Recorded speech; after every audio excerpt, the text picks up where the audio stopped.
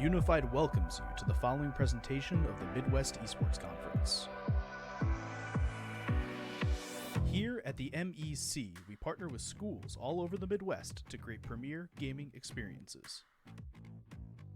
The most common angles that the operator plays. This is like second to only B-Long. Fight is likely having a leg shot, but they're too slow!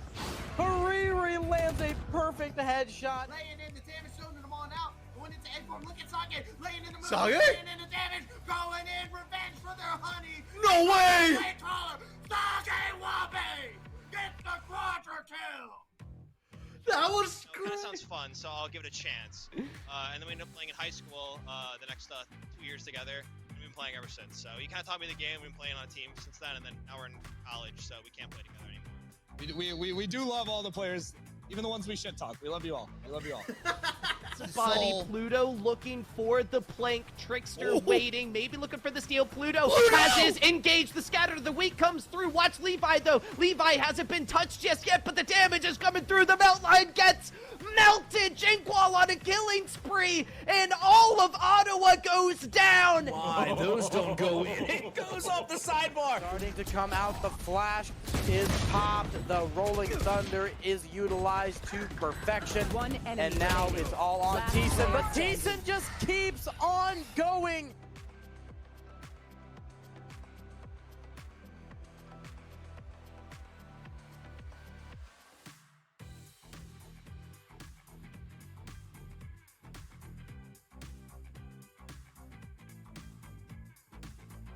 Welcome to the MEC.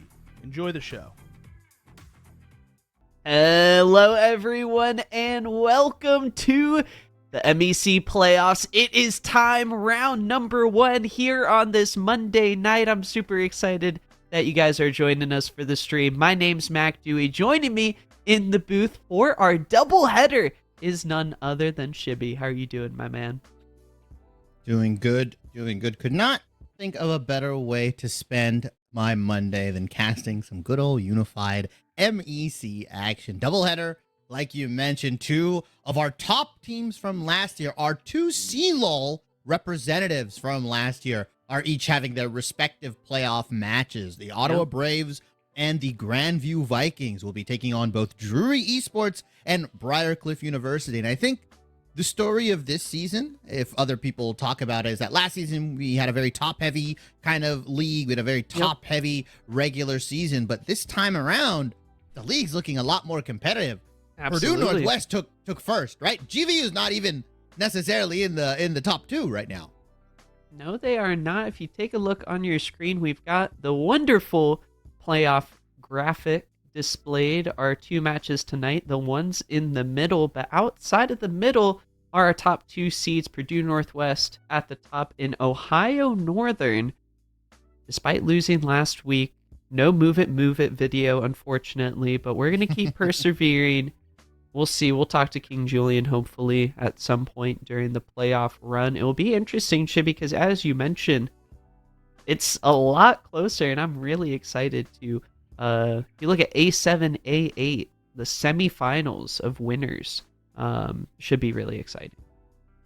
Yeah, I think that's going to go kind of crazy, right? Like that uppers final is, if we assume everything goes the way that we think it is based off of seeding, we'll get potentially Purdue and Ottawa and Grandview and Ohio Northern. 2 of those 4 teams will be playing in that upper finals, right? And then the other 2 have to go down to the lower bracket, right? Lower bracket. Gauntlet. We're sending 2 lower bracket demons. That's kind of crazy. Oh gosh, it should be fun, Shibby, and both matches are happening, or pretty much all the matches are happening tonight. We've got some matches occurring off stream, but looking at the rosters for our first matchup, it's the Ottawa Braves starting on the blue side. Substitute top laner D30 is coming in at an interesting time, Shibby. It's playoff times. We'll see if Ottawa, the rest of the squad, Prod in the jungle, Riverside in mid lane, Levi and Plux rounding out the bot lane. They're going to have a tough task on their hands against Drury. Yeah, a very, very tough task. And D3O filling in some big shoes, right? Killian, the guy, Dio, not D3O. Dio is gonna have to fill some big shoes with Killian here, who normally always draws the Rumble ban, right? Who's always gonna draw at least 1 to 2 bans. Is very flexible in that top side. Riverside as well, coming in for Ottawa, so they have been kind of going back and forth between their mid laners, right? Blonde and Riverside, the two last year that were on Ottawa. You saw how dominant they were last year. Oh, yeah. Even when they went to CLOL, they performed really well.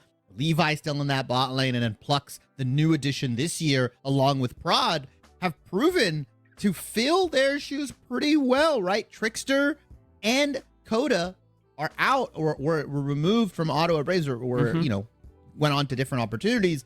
Prod and Plux came in, slotted in perfectly, and that's why they're one of our top teams in the MEC at the moment. Yeah, and it'll be interesting for Drury. I feel like it's been a story of Fat Cat and Kaiser holding the team up, and really, I think kind of exciting for them finishing 5th here in the regular season. I mean, this is our 4-5 matchup, so potentially our closest matchup of the first round in terms of seeding. And Drury, despite going down 2-0 to Ottawa in the regular season, got high hopes for them. They've got really exciting young mid laner Orion has looked so good on Hui, as well as some other picks. So curious how Ottawa is going to kind of approach the draft against some really good solo laners. Quick Slice is no slouch as well. Not at all. And I think this is kind of one of those matchups where I want to see somebody like Orion and Kaiser kind of step up in that mid jungle duo. I think Prod has just been doing a fantastic job on champions like the Lee Sin, Belveth when he's allowed to play it, Zinzao even, and he's been able to be such a strong duo with either Riverside or Blonde, which is just a testament to his skill, right? Playing with two different kinds of mid laners, playing with two different players, consistently within a season is very, very hard to do. But he's managed to stand out, and he's managed to look very, very good with whoever gets slotted in. Drury's strategy might be to focus that top lane because Dio is replacing Killian. But realistically, even if you try to pick on the substitute, pick on the rookie or the new guy, if you're not winning in that bottom lane, if you're not winning the mid 2v2, you only have one lane that's winning in that top side. I love Quick Slice. I love his Aatrox. I love what he can do. I just don't think the meta at the moment and the way MEC is played, it's very, very difficult to just carry through top as a solo carry. Yeah, I think one of the only times we've seen it through this season was last Friday during Coronel. Eliza on the Yorick having a crazy carry game in the split push threat, just opening the gates. It was really fun to watch. So it'll be I feel like the champion pool for top lane has been honestly for MEC more all over the place compared to last season. I feel like last season a lot of Orin action, Gnar crept up later on. We're still seeing Gnar a little bit, but we have the new Volley Bear that you've been pretty excited about, Shibby, right? As well as I think some potential carry champions coming out, especially for Quick Slice.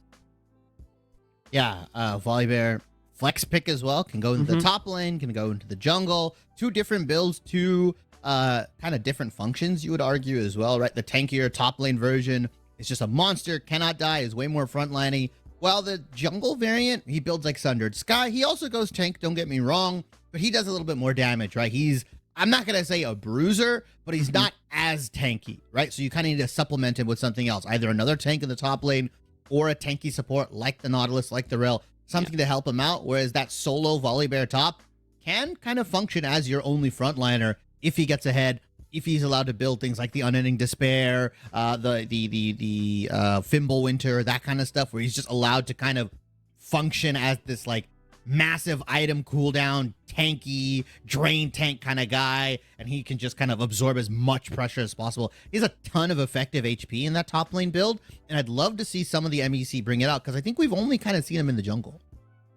Frank had a really good game on it against ONU. Yeah. He was doing some crazy stuff with it, so we'll see if it creeps up in popularity throughout the playoffs. Outside of the top lane, as you mentioned, I feel like with Ottawa, We think about Prawn, River-Sided, or Blonde, whoever's in the mid lane, they're making a lot of noise and a lot of plays. So it'll be fun to see how a young duo like Orion and Kaiser sort of stack up with that. Of course, I think for both duos, they don't have the most experience together. So we'll see. I mean, we've gone through over 5 weeks of gameplay, 6, including the Clash lands. So playoffs is going to be the time for squads. We're going to see, Shibby. It really comes down to this. You only got 2 lives in this adventure.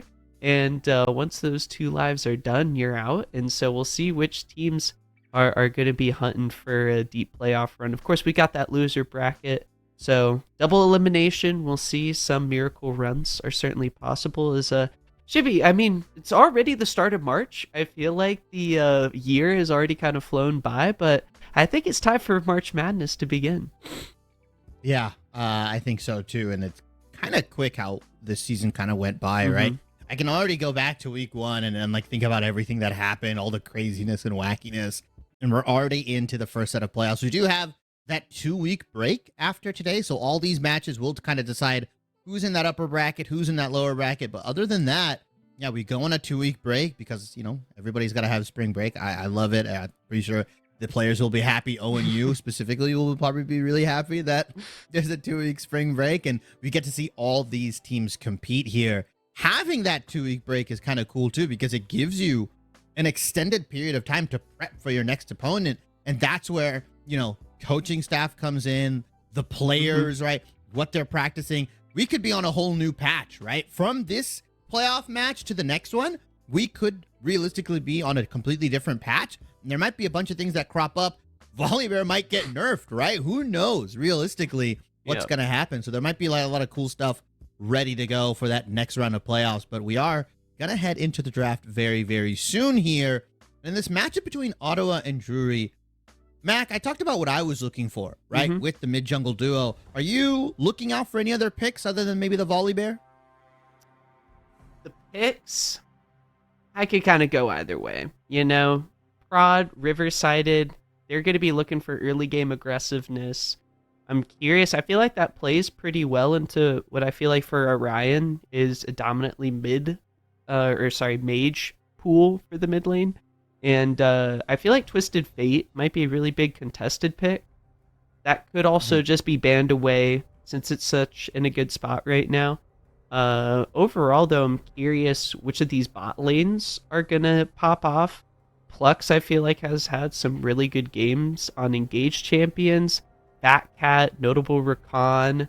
Curious if we'll see that pop up. Has had some carry performances, but I feel like has been off and on. Since we started in bot lane with that Varus meta, I feel like we've shifted a little bit away. Smolder has come in, been a bit of that counter pick. Varus is obviously still very strong, but I feel like, we've seen some wonky bot lanes creep up a little bit recently, so I feel like it's opened the bot lane pool quite a bit. Yeah, and we see starting off the ban Zed Bard being banned away against Drury. That's Maybe crazy. they know something we don't. That Zed ban is kind of wild. Azir being taken away. Riverside plays a ton of Azir in solo queue. Like he's insane. Ashe being taken away as a flex pick can go into that a support or that AD carry kind of role, right? Very, very dominant as a support. We've seen what it can do when paired up with things like the Varus, like the Jhin, that kind of stuff. These double AD bot lanes really, really are unfun to play against. I want to see if they're going to throw more bans over to that bot lane. I'm surprised. Maybe they just don't know DO's champion pool at the moment, right? So it can be a little rough, especially when you're using a sub. Drury, though, gotta play for that mid-jungle duo, in my opinion. Gotta outvalue Prod and Riverside. Don't gotta beat them in the 2v2 necessarily, but just do more than they can do on the map, right? Facilitate dives, put in a carry position. But Drury not banning out the Karma, instead going for the Varus. Twitch being banned away as well, and that's just going to leave up Smolder. Drury, though, can pick the Karma for themselves here, which I think would be really, really good. Even as a solo laner, I love it more than in the bot lane, but specifically into Smolder, into these kinds of champions that need a lot of time to scale. Picking a hard-winning bot lane like Karma Ezreal or Karma Caitlyn, that kind of stuff, could just set Levi super far behind. And we've seen a lot of stacking variability across the MEC. Oh gosh, who was it in the mid lane? Was it Failwin who had an absurd fast stacking game on Yeah, the he had, like, Smolder? 19 something at 225. Like he almost, it Crazy. was like 20 minutes or something where he hit like Yeah. 225 stacks, right? Which is kind of crazy. Obviously, I think it's a little easier, like we said, in the solo lanes, mid and top. Although we do see the karma being taken by Drury. I like that, right? Leave multiple OP picks up so you force Ottawa to kind of B1 something. Is it just here. me or are we kind of crushing this draft? I feel like we've kind of talked. Come on, Twisted Fate Karma get locked in. We've been talking about the Volley Bear. Guys, we got you. We're locked in for playoffs. We were dialed into the meta. And, these squads locking in a lot. I like the Nautilus coming through. Makes it a little trickier to play something like Karma. And are you going to go full scale for Drury? Again, has been, I feel like, a little on the inconsistent side, so I'm curious what they're going to do for the bot lane in playoffs. Yeah, I mean, it would be interesting to go full scaling here. Orion on his way would be very nice. That's a pick that he has piloted to success before. I like Ways. I think we have a good amount of Ways in the MEC, and I'm always impressed by their ability to get as much damage as they can off the combos. The ultimate, the expanding ultimate is so sick, right? It kind of warps team fights and it kind of spreads people apart. Yeah. Ottawa Braves, though, they should have an answer to this. Blocking your mid in that early against Riverside of all people is a little bit bold here. I'm sure he's got some picks ready, waiting in his pockets to counter this. Although we still don't really know where this TF is going. I'm assuming it's going to go into Quick Slice's hands, but it could easily go into It could be like a TF Karma bot lane. Yeah. And that would, I feel like, play pretty well into the Smolder Nautilus. It's tricky, though. Early game might be challenging. I guess I'm getting flashbacks to the... we saw a Twisted Fate Tristana matchup, I think. Yeah. And he just went AP. Twisted Fate AD has been so popular, just going attack speed on hit, that AP Twisted Fate's been kind of slept on, but it clears the waves super well, and I feel like that's not bad against Smolder, but even AD Twisted Fate will push in the lane pretty well. Prod's signature Belvith gets banned away in the second phase of bans, and this may be a solo lane Karma. We'll have to see. Can't get too excited. It is the Braum locked in. So, Shibby, interesting draft here from Drury. They started off with some flex options, and the Twisted Fate Karma could go a lot of different lanes. And we're starting to see that the initial phase of Drury is meant to deceive Ottawa's. Feels like those Twisted Fate Karma picks are getting locked in some interesting spots. That's a Riverside champion right there, Syndra. It's been a while since we've seen Syndra in the MEC, right? I don't feel like we didn't see too much of it this season, if we even saw it at all. Beautiful champion. I love when it's piloted by some of the best here, right? The stuns, the ultimates, that kind of stuff. It just, the ability to hit somebody and negate like a dash, potentially, right? Off the stun. Yeah. Kindred being locked in for Prod here. This is a fine Kindred game as well. You've got frontline with Volley Bear and Nautilus. You've got your Smolder scaling. You've got Kindred scaling as well. Wukong being locked in as the final pick here. So that's going to be for that jungle. And I did want to say that Drury, despite having a weird, wonky draft, that fourth pick revealed everything, right? It pretty much signaled, okay, TF is going bottom lane, Karma's going top, and we are going to see the Hui in the mid lane. A big brawly, skirmishy kind of composition, which I like, right? That top side, you've got Karma Mantras, you've got Hui, you've got Wukong. They all like to scrap. They all like to fight here. And Mantra E goes pretty crazy. I'm interested to see if this is going to be that Grasp Karma variant that we've seen. I saw it in the mid lane not too long ago in the LCS. I believe Quid ran it. Was pretty good. Allows you to tank out a lot of these matchups. It's similar to that Tank Azir that we've been seeing, because most of the time you are just like a Mantra E-bot anyways. Yeah. So being a little bit more tankier, having that Mantra W ready to survive ganks and kind of get you through with all that gold income, you become the frontliner that Drury needs when you only have a Braum, right? When you only have a Wukong who's going to build more bruisery. Yeah. I guess for the bright side, like going that tank Karma build, you are going, as you kind of mentioned, for as many shields as possible. Like, that is your job. Like, quick slice, guys, what is my purpose this game? And Drury is just like, you need to shield everybody because you're not going to be doing too much damage. Potentially, there's an option. We're kind of in our theory. We can put our theory caps on, trying to think about what's going on, because the tank build does give a lot of ability haste, as well as that survivability. You're going to be staying alive for pretty long, so we'll see. Yeah. Ottawa's got such a fun composition here. I know in the first half we were locked in, and then this second phase of the draft, I feel like with a lot of the junglers being banned away, produced some interesting results here, as you mentioned. I think this is our first Syndra game all season long, and Prod, natural carry jungler. Kindred's ultimate is always such an important one and really fun to watch, so it'll be interesting. I feel like it's tough because sometimes it's obvious when the Kindred ultimate fails and isn't too impactful, but we'll see if Prod can come through in the clutch and keep his team safe with that. Yeah, Riverside is going to have a tough time here, right? He's going to be pressured a lot in this mid lane. Wukong and Hui, once they hit level 6, can put a ton of pressure onto Riverside. He is going to have to step up. 2 different players for Ottawa Braves coming in the top side and the mid lane here. But Mac, where are we, man? Summoners, welcome on to the Rift for game number 1 of our best of 3 series. It's the start of MEC playoffs 2024. Ottawa Braves taking on the Drury Panthers.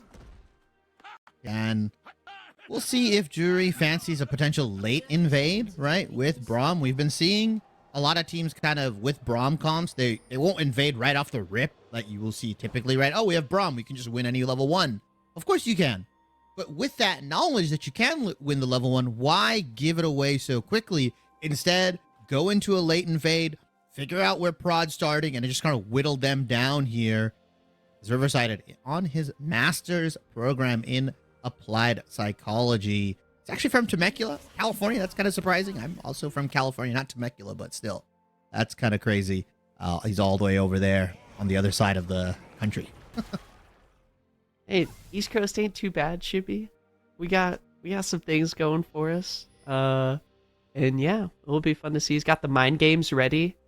And we'll see teams starting off very cautious. Nobody going for any invades here at the start of playoffs. I think I won't say the nerves are up, but I feel like this starts to set in. First few minutes of the game, playoff pressure builds up. A Plux ready with the hook. Fat Cat trying to answer. Can't secure all 4 stacks. Yeah, and that trade pattern is so rough, right? Because just pops the gold card, throws it onto one of the members, either Levi or Plux, whoever the stacks isn't on, and then can just whittle down the other person. You can't really do anything. You're just kind of there watching, like, guys, I'm stunned. I'm just waiting before I can auto attack. And by the time the trade is over, you're out of the stun, and Yuno's back to just farming with this TF. Also, the cool thing is, obviously, TF passive gives you a random amount of gold, I believe, from like +1 to +6 or something like that. Yep. And every time you last it. So just naturally, if the lane goes even, or if it just kind of goes slightly in the favor of Drury, that gold lead for TF can balloon so much if these guys just decide to farm it out. Yeah, and a note for the top lane, Quick Slice didn't go. Our Dark Tech, Grasp of the Undying, Karma abilities, got Arcane Comet, likely going to be building a lot of ability power, which will be, I think, useful, and he'll be dealing a lot of damage to Prod, Riverside, and Levi. So he's got 3 targets he can kind of go for with big mantra Qs. His Plux connects once again onto the hooks, but as long as it's onto Fat Cat, Drury Panthers bot lane should be okay. Yeah, it does look like it's going to be that standard kind of Karma that we mentioned. Could obviously still opt in for the tank. I remember back in the old Karma tank days where you'd run like Frostborn and stuff like that. Yep. You would actually still go Comet just because of the harass and how much innate base damage she can do. You look at that, right? That's a Doran's Ring Karma. That's all. The mantra Qs go absolutely crazy here. But I feel like the value of Malignance is just too juicy to pass up on Karma. Meanwhile, Kaiser in the bot lane. I believe that's a marked Scuttle Crab on the bottom side. Or it may just be Kaiser that was marked. Maybe both. These Kindred marks are hard to keep track of as Kaiser looks for a gank in the mid lane. River-sided Gonna walk up. Quick Slice is also roaming down. It's a potential 3v2 Shibby. As Orion's getting targeted, trying to flash away. Quick Slice is on the wrong side of the fight. His first blood goes the way of Prod. Kaiser trying to even things up. Flashes for the kill. Root from Quick Slice's. Dio's coming on down. Quick Slice gets stunned up. Riverside at a huge CC chain there as Dio dishing out the damage. Kaiser's getting low. Teleport from Orion. Gonna rejoin the fight. It's a 1-for-1 with Ottawa getting first blood. And Ottawa. Oh, whoa! Whoa! Dio claps back. Just when I thought the fighting was over, Dio gets a quick kill. I was going to say that 1-for-1 still favors Ottawa because Prod ended up getting another stack of the Kindred passive on themselves. I was like, oh, that's worth 100%, right? But Dio making it even more for Ottawa Braves here. A nice flash, full combo from Volley Bear. He hurts, man. You get that % health damage on the E. You get the Q in, and it's crazy. Riverside, it does have to leave, though. Should be able to TP back, but that wave is looking oh so fat.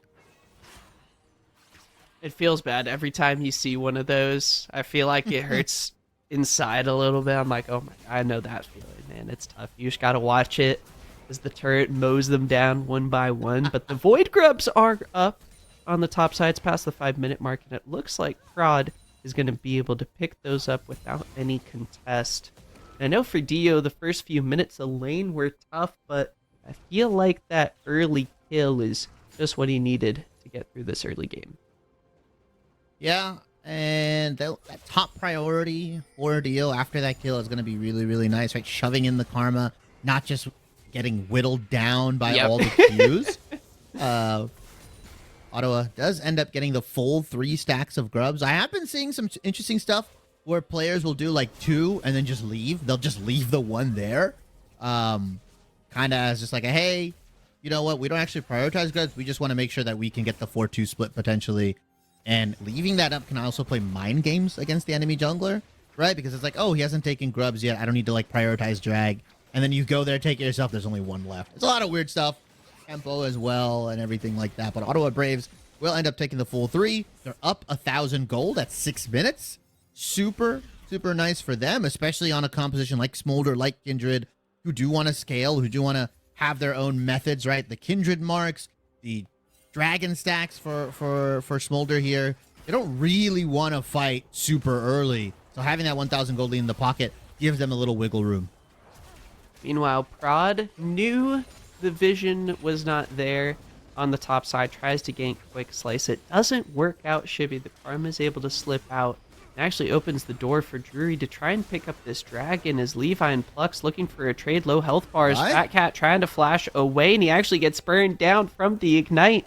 Kaiser maybe going to help out here. He stops Dragon, looking for the fight. Levi's got Ghost. He's trying to run on out of here. Another gold card, another stun, but Plux with the hook is a little too late. Riverside has joined the fight as well. Levi flashes away. The Ottawa mid laner looking for a play, has the ultimate available. Kaiser, no flash. Trying to stun. There's no escape, though, as the monkey gets taken down, and it's 2 kills in the bot lane for the Ottawa Braves. And I love that Levi stuck in to do more damage. He could have easily just like flashed out, saved his own life. Riverside coming down in the bottom lane. Prioritizing Kaiser over was a smart choice. It allows them to get some vision down onto this dragon, and even potentially go for it as Dio is looking to aggress on the quick slice. But Wukong's camps are up on the top side. He's going to want to clear down so he can stay in tempo and he can kind of get that XP and hit level 6. There is a window of opportunity for the Ottawa Braves to take this dragon. I wonder if they'll actually let it rip, though. Dio may be on the wrong side of this lane, and he doesn't use the ultimate as didn't recall, and Levi says, thank you, sir, as he gets another kill. Drury Panthers bot lane struggling slightly a little bit there. I think wanted the wave. Yeah, Dio just, I'm kind of surprised. I don't think he thought Quick Slice had the Mantra R available, or sorry, Mantra Q.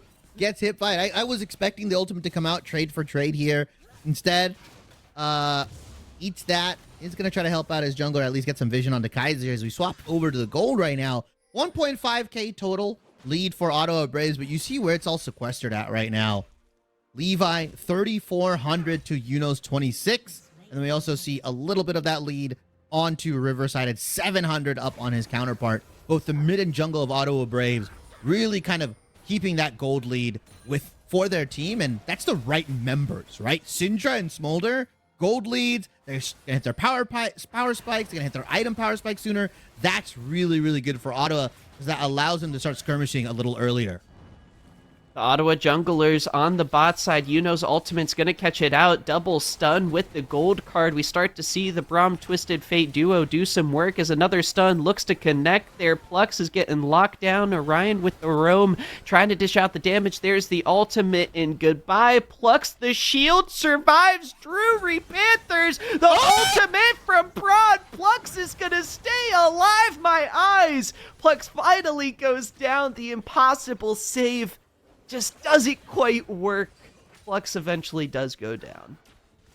I mean, you stalled it out. You gave Riverside some alone time with this mid-tier 1. I actually don't think he's going to end up getting any of the plates here, but it was a cool, valiant effort. Prod, you talked about those Kindred ultimates, how easy it is to look silly on it. That was a pretty good one. I'm just kind of surprised they ended up fighting more. Plux, maybe there was an opportunity for him to get out. He did land that Q, so the cooldown was coming back down because it has that reduced cooldown if you hit somebody, hit the train and everything like that. They ended up fighting. They couldn't end up killing Fat Cat, and he gets out because he's Braum. Got that big heal coming from the Kindred, and Plux, unfortunately, just not tanky enough at the moment. Yuno's got to be careful underneath the turret. He's going to get caught out once again with Plux on Nautilus, and Levi's damage. Not even under the turret are you safe, Shibby. What a play. The Ottawa Braves testing their limits. Plux, really good at these aggressive support moves. I love this because they're abusing the fact that since first rotation of Grubs was taken, Drury really wants to heavily deny, right? 5-6 stack Grubs here. His deal is probably going to get dove here. He's not long for this world. Help. That's a 3v1 dive. A dive for a dive, but I feel like setting back. Oh no. Yuno? Again? Oh no. Gets smited. Prods here. The hook connects, and I think he's gonna go down. Oh no. That's bullying. That's bullying right there. Riverside are gonna take a trade here, and Dio, he doesn't mind getting dove because he's got TP. Yuno doesn't have ultimate, doesn't have TP. He's got Ghost, Flash for himself, and Levi gets 4 big plates for himself. He is so far ahead of this TF.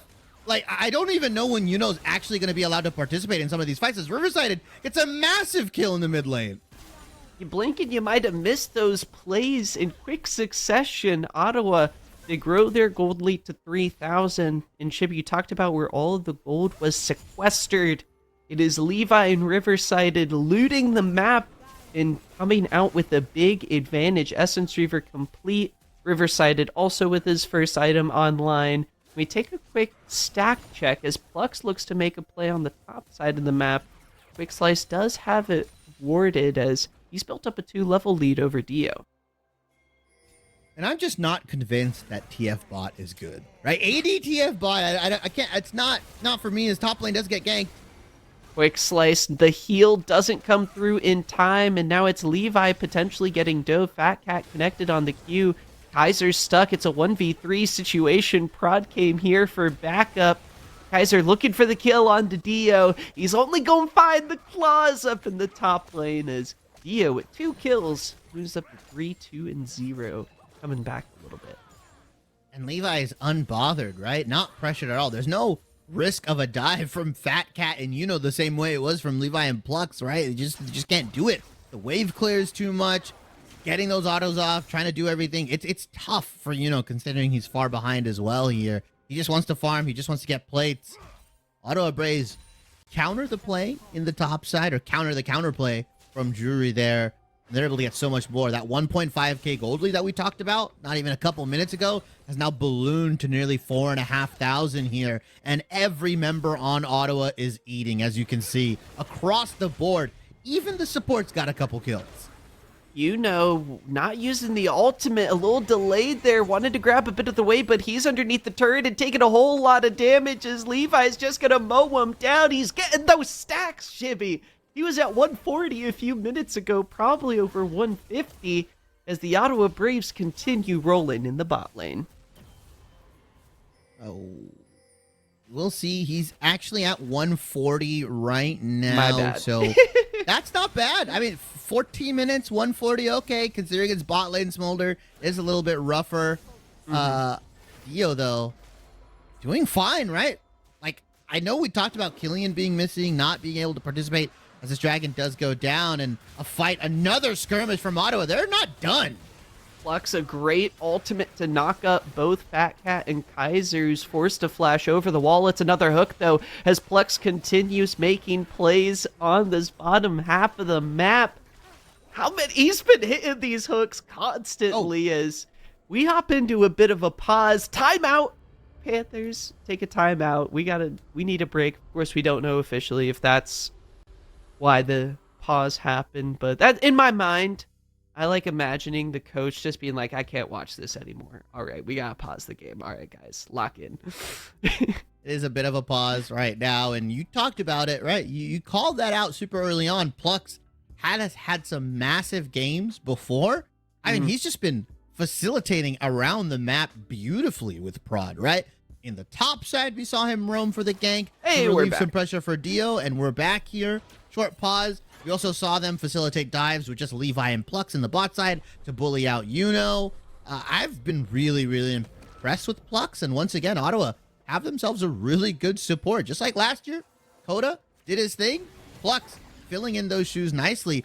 Both of the newest additions to this Ottawa Braves roster have slotted in and kind of made a name for themselves, and I like that, right? Prod on the Kindred. You take his Lee Sin out, you take his Belveth. He's got another carry champion ready to go and ready to perform on it, as well as Plux on this Nautilus. The roams is really what's been making the difference for Ottawa. Prod dishing out so much damage, but the ultimate from Orion's gonna hurt. He procs the ultimate caster curse from Shippy. Let's see if he's gonna be able to get out. Unfortunately, the shutdown goes over the way of Kaiser. Plux, though, in the mid lane as well. These new players for Ottawa. Let's see. Riverside on a rampage. I was waiting for Plex. He doesn't have his ultimate just yet. I was expecting maybe another CC ability there, but 1-for-1 so trade bad. overall. I believe it's both junglers going down as the Rift Herald is up. Should be classic combo for us. Another cast, another Chemtech Rift, and next dragon going to be spawning. It's 2 for Ottawa so far. It's getting ridiculous at this point. I think we've had like over 12 Chemtech dragons. Like almost every I don't think I've seen an ocean. I don't think I've seen a cloud soul. I've only seen Chemtechs in the MEC at this point. But also, it would have been insane if mid lane there, if both Prod and Plux died after I just praised them, as Dio is just gonna jump onto Quick Slice. It should just be another kill here. He's brought his homies. Kaiser back up in time. No ultimate. Quick Slice goes down, but he's got a lot of damage. But Plux, another hook onto Kaiser. Plux continues to be at the right place at the right time. It's a clean sweep in the bot lane. Or excuse me, top lane. Ottawa popping off here, Shibby. It's another series of kills going their way as the gold lead continues to go up. 7,000 now. Levi just dutifully pushing in that mid lane. Takes the tier 1. Rift Herald primed for taking after that fight. Numbers advantage. Ottawa is doing a damn good job. You would think with Drury's composition, they may be able to get the numbers advantage, right? They with the TF, they've got the TP available. They can do a lot of roaming. But Ottawa has just been first to strike on every single side of the map here. Top lane, bottom lane, mid lane. It's rough. Flux going over the wall. He takes the empowered explosive cone, trying to look for the engage. Now has to try and back off, but still looking for the hook, still looking for the damage. Riverside had shut down, but Dio has joined the fight. Levi still alive. Plux getting focused in the back as Levi gets focused there by Orion. So much damage from the Hui. Ottawa Braves, just like us, they may have been feeling it a little bit too much as they're going hard for the Panthers. Drury finally fighting back. You know, in their own jungle, it's where the Panthers are known to hunt best. Yeah, feeling a little overconfident there. Splintered fight. Drury was pretty much everybody was allowed to participate there, while Prod was just pushing in that top side with that Rift Herald. Oh, Ottawa did Braves get it. don't give too much. Yeah, he did get it, and he's gonna charge it. He's gonna get another charge in though. Come on, go again. Tokyo Drift that. Come on. Take it out. Take it out. Don't let Quick Slice kill it. Come on. Never mind. We don't get a second charge here. But Ottawa Braves, even despite losing that fight pretty handedly, are still a comfortable 5,000 gold ahead at the 18.5-minute mark. Just right? 5,000. Chemtech, just a small loan of $5,000 over to Ottawa Braves here, as they are going to prep for that Chemtech Dragon. They should have complete control here. It's really rough to face check into Syndra, into Nautilus specifically, because if you're running in, even if you're Fat Cat, even if you do have that wall here, as you can see, look how not fun it is for this team. 3-man stun as Kaiser goes down. The Dragon comes in. And it's 2 quick kills for Ottawa around the objective. They're looking for more. Prods firing away. Level 12 on the Kindred going underneath the turret. Has the ultimate. Don't need... Oh, stunned up. Can't use it in time. As gets the shutdown, but it's 4 kills for 1. Yeah, another, clean sweep in that regard. Quick Slice, not really able to use the power of this Karma, right? Has been relegated, just match Dio in this side lane, and you pick Karma for the Montrese, for the skirmishing, right? You don't pick it for that side laning ability. And Dio has done a bit of a hybrid here. Has the Unending Despair in his pocket. Or, sorry, not Unending Despair. Has the Bammy Cinder item in his pocket. Didn't opt in for what was the typical, Grasp into Ingenious Hunter, and then, that kind of Volibear build. Went for a much more damage-oriented with the PTA, which I don't hate, don't get me wrong. But it feels like it's a little much, as now TF is going to try to port in potentially onto this team. They know that 2 members of Ottawa Waves are back. Maybe there's a window for them to at least yoink this dragon and stop the potential 25-minute soul. Shibby, it's a 5v5 in the river as Plux and Prod have joined. Hex Flash over the wall looking for the engage. Dragon's getting low. Dio goes in. Riversided with a kill. The carries are safe. Prod gets the dragon. Drury's plan fails with a huge ultimate. Prod is unable to keep Plux alive, who just barely steps away. Riversided a big stun. Dishing out a lot of damage. Prod tries to re-engage. Stunned up once more. Yuno's got the rapid fire cannon. Those gold cards got a lot of range. A huge shield. Quick Slice tries to keep the team alive. The gold card not in time. Prod snipes another life. It is very close. I believe it's a 2 for 2 at the end of the day. Ottawa gets the objective. Get the dragon. Able to start shoving these waves in. They got to fix their top side here, as Drury has been shoving it in their favor. They did a good job taking that bottom lane down, and Fat Cat playing with fire here. Riverside had TP'd in with full health. That stopped any sort of counter aggression from Drury, right? Potentially onto Ottawa Braves, onto Levi and Prod here. Like you said, the big thing going over in Ottawa's favor, the Chemtech Dragon, right? That sets themselves up for a 25.5-minute Chemtech Souls. We get a quick flash of the gold. Top lane actually pretty even. Quick Slice actually ahead. But just look at the rest of the map, right? 10,000 gold for Prod. 10,000 gold for Riverside. Levi is going to be cresting that 10,000 mark very, very soon. And that's where it all is. That's who you want it on for the Ottawa Braves.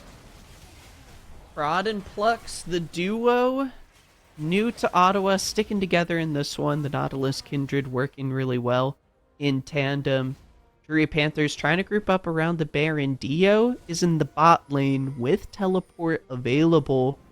Really good spot for Ottawa to be in. They don't mind at all. Prod can take the Baron very quickly as Dio continues to split push. Orion goes down to answer. He's got teleport as well. Baron already 50% HP. Does not have his ultimate available. Kaiser's going to try to look. Levi's got his execute, though, and a whole lot of damage to go with it. The shield's going to barely keep Kaiser alive, but the objective goes down. Plux looking for the re-engage. The Drury Panthers have grouped up. Orion used his teleport. Dio is pushing in bot lane with Baron buff activated. That turret's probably going to go down as Orion gets caught and executed. Levi goes Dracarys mode as Plux lands another hook. Kaiser tries to save the squad, but it's looking like Levi's game here. Quick Slice went down. He had to answer Dio, who almost got the turret. And the rest of Ottawa, with that Baron buff, are going to try and reset the map. Yeah, pushing top, pushing mid. I'm pretty sure Dio's just going to die for this if he wants to. Has Plux in his back pocket. Is just going to ult out, though. That's Volibear. Plux? Uh-oh. Gonna try to get the hook out, but he's gonna get stunned consecutively. Prod's at a good position over the wall. Lock it to the iron. Solari's gonna keep everybody alive. Plux with the re-engage. He's looking for more kills, trying to set up the team, but the damage isn't there. Fat Cat's too tanky. With the ultimate, Prod trying to keep himself alive, is able to maybe go over the wall, is stunned up though, and can't do it. Ottawa once again in this bottom side jungle for the Panthers. This is their home. And they've got the claws out. They're willing to fight back. Yeah, they take the numbers advantage. They use it to their best ability, and they're able to pick up 2 nice kills here, both onto Plux and onto Prod. I just feel like they're trying to take these fights. They're limit testing, right? 3v5. You don't have Riversided. You don't have Levi in these fights. You're probably not going to win it. The thing is, though, if they 3v5 with either of these 2 champions on their side in the 3, they probably do win, right? Riversided, strong as can be right now. Deathcap just picked up for himself. Levi's just picked up also his 3rd item, picks up the LDR, has the Kirchner Shard ready to go, and quick slice. You are on the wrong side of town. Gotta go back home. Dragon spawns in about 50 seconds here. Potential soul as Ottawa's gold lead hits the 10,000 mark. They've obtained control. They've got their 3 item power spikes. Drury Panthers just on 2. Kaiser, though, maybe with the pick. The Drury Panthers still with a lot of damage, and Prod with no ultimate. Prod is going to be a pick here. Kaiser secures it. He had the vision. And now Drury may be able to set up around Baron or Dragon. Chibi, that's a huge pick as Ottawa lose their jungler before the Dragon Soul fight. And realistically, that Baron that they ended up taking a bit earlier here doesn't really amount to much. Dio has got that tier 2 in the top side, got that tier 3 inhibitor turret, but other than that, they've kind of just been meddling around here. As Riversided is a 3v4. Dio has TP though.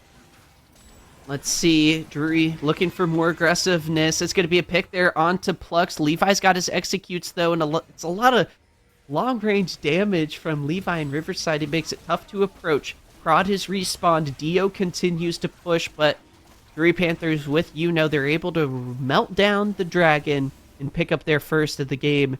Meanwhile, they're potentially losing a tower. Dio try to push it in. Shibby, it's a little slow though. Yeah, that is full tank volley bear there, unfortunately. Also, I don't think he has the demolish in his passive or on his runes there. Although Riverside and Levi are able to get that mid lane and a nice stun.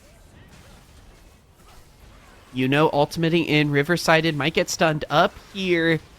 Gonna use the ultimate. Doesn't get taken down. Riverside somehow lives as Levi with a triple kill. Here comes the dragon. A quadra. Can we make it the first night, the first game? It's a pentakill for Levi. An exclamation point on top of game number 1. Dragon Tails, Dragon Tails, yeah! Come on, friends, top of Dragon Tails.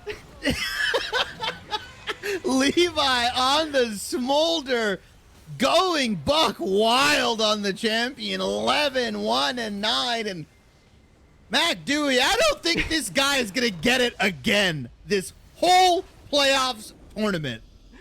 Looking pretty good, Chibi. Do you think at this point the MEC crew has figured out how to stack fast on Smolder? I think it was about at the 20-minute mark. Levi was fully online, and what a game number 1 for Ottawa. The first half of the draft looked pretty standard, but those special picks they had up their sleeve worked out pretty well. Yeah, I mean, just first picking that Smolder, having the confidence that you can kind of take it into any lane, especially with the Varus being removed, with the Ashe, right? These bottom laners that can look to abuse it. Drury opted in for that Twisted Fate Braum lane, and I wasn't a big fan of it. I didn't love it. Didn't put any pressure onto Levi or Plux here. Plux was kind of released from bottom lane pretty early, was allowed to roam the map.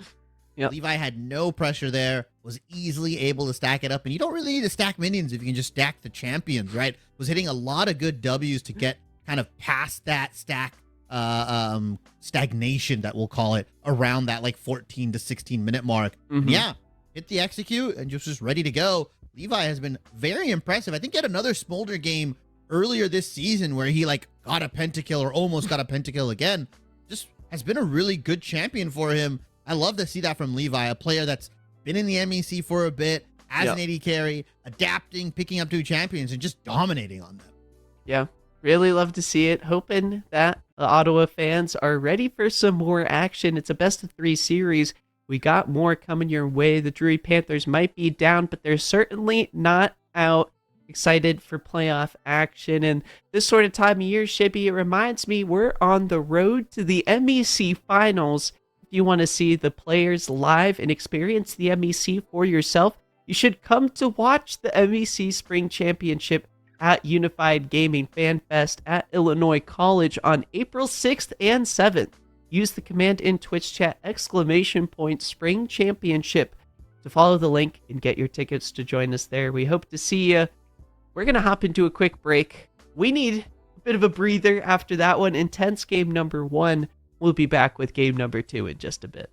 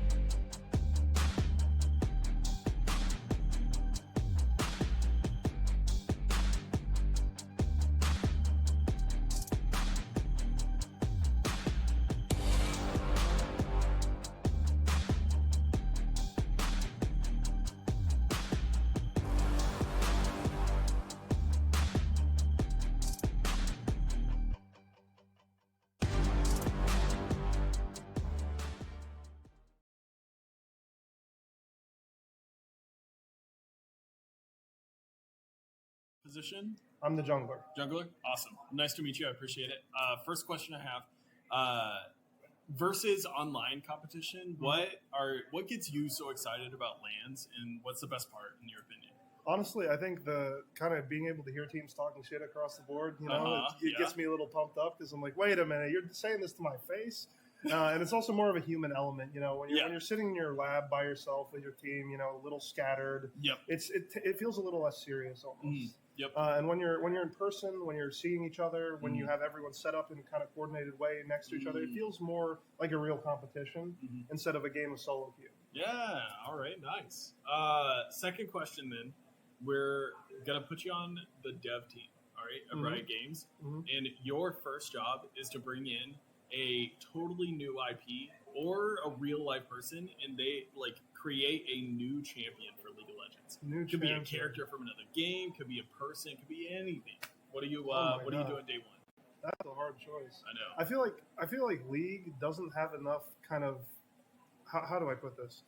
The creativity in characters is sometimes a little stifled in my mind. Yeah. I think a lot of them are very archetypal. Yep. They fit into a very specific. Like this is a ninja. This Yep. is a. Yeah. I feel like branching out to some I played a little Guilty Gear Strive the other day, and there's this one character who's just almost looks like a scarecrow, but he's got a bag on his head, and he's got these really weird movements. I think something just bizarre that doesn't really fit in the world of League. Not silly, but out there. Just an totally abstract amorphous. thing would be really cool to me.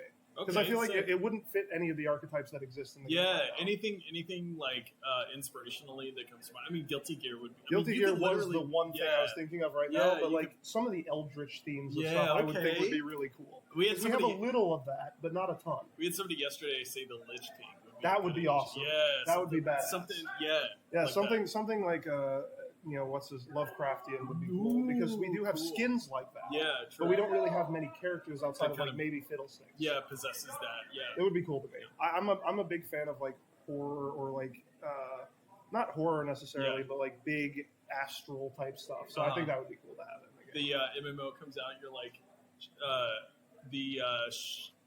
Oh, what is it? Why am I blanking? Callista, Hecarim, Thresh. Oh yeah, the Shadow Isles stuff. Shadow Isles. Yeah. I'm like Shadow Shadow Realm. Yeah, I'm close like, enough. yeah. It's close enough. Yeah.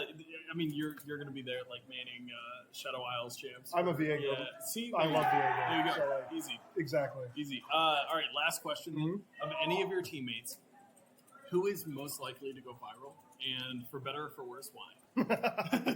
Well, I have two answers on that one. Okay, all right, yeah. It could be me. Okay, because fair. I'm loud and talkative. Oh, I say whatever the hell comes to my mind. Which no way. We may have noticed in the 2 interviews I've had so far. But other than that, I think it would probably be Seth Fatcat, just because he's super involved in the community. Oh, he knows nice. everybody in esports. He's a very positive person. Just well connected. I just think he would be the type of person to be like on a leadership for something relating to esports. He's just a well-rounded human. I love it. Yeah, what a wholesome answer. So I think that's what I'd say. Perfect. Well, appreciate you coming. Good luck in the games. Thank you. Yeah, see you.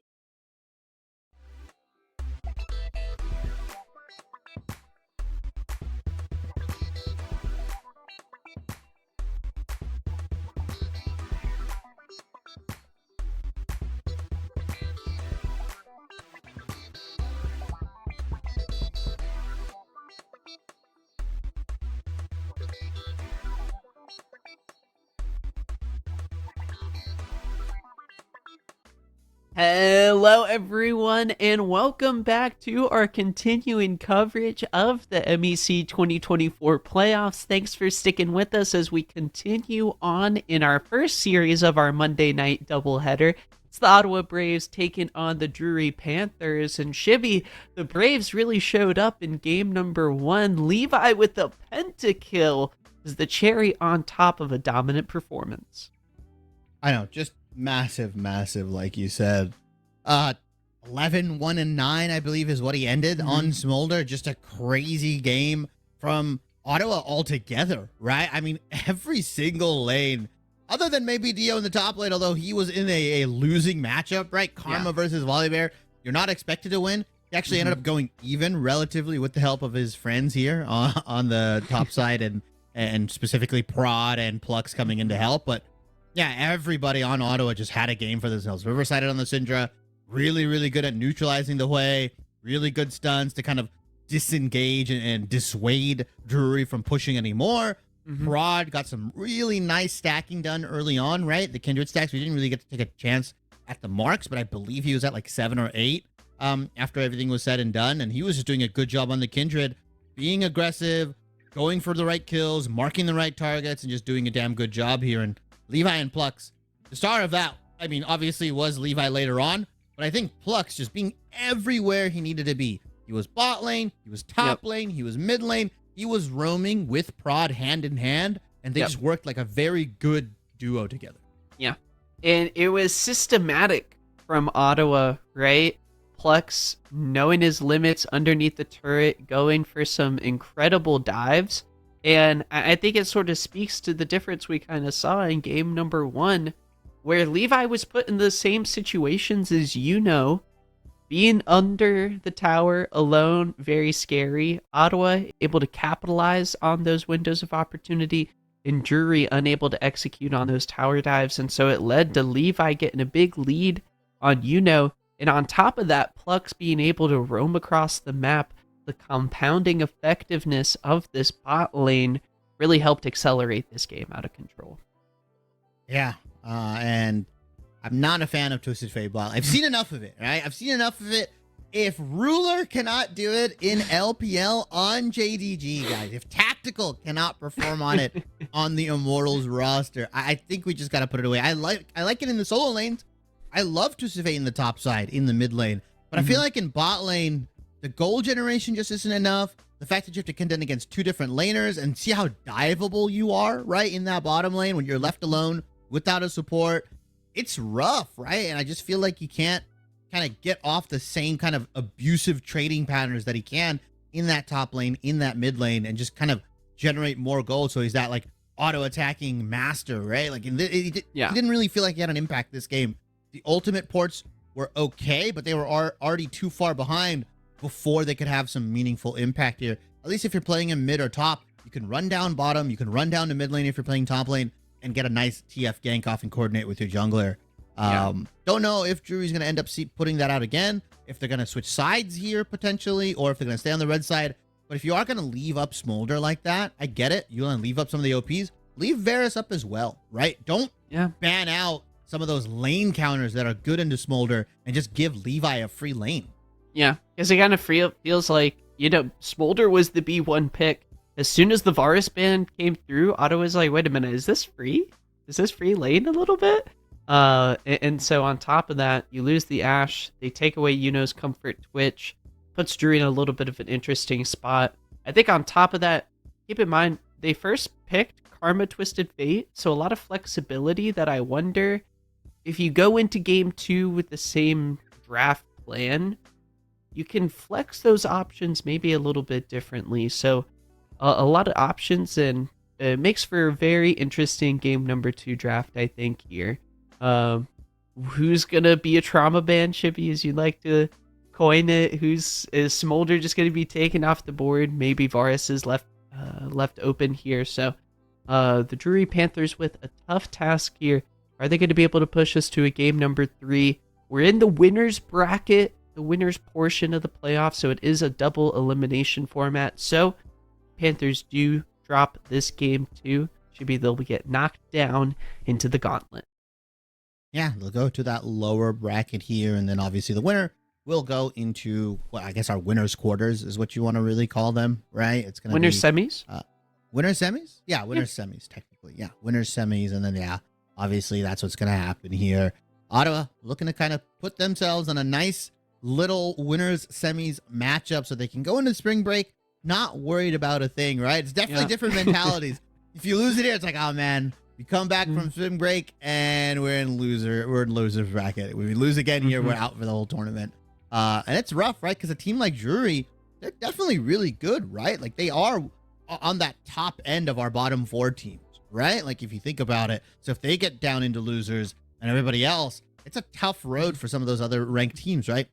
Cornell, Cleveland, so on and so forth. I think Drury definitely want to put themselves in the winners bracket here. Ottawa, though, up 1-0 with a sub in the top lane, Dio, and musical chairs in the mid lane, right? Between Blonde and Riverside. It doesn't matter who you put there. The pressure is all the same. Both of those guys just looked dominant in their own rights in the regular season.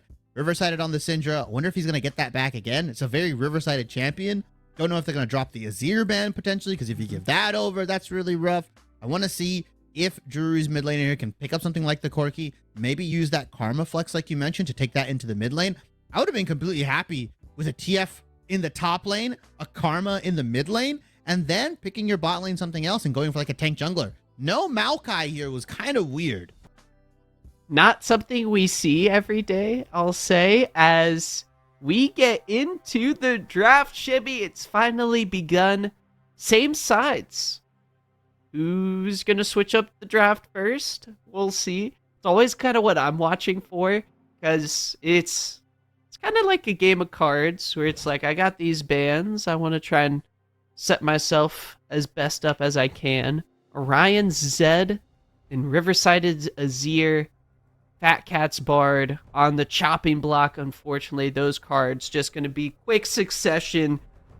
They know I know what's in your hand. You know what's in my hand. We'll just play those out, get those out of the way.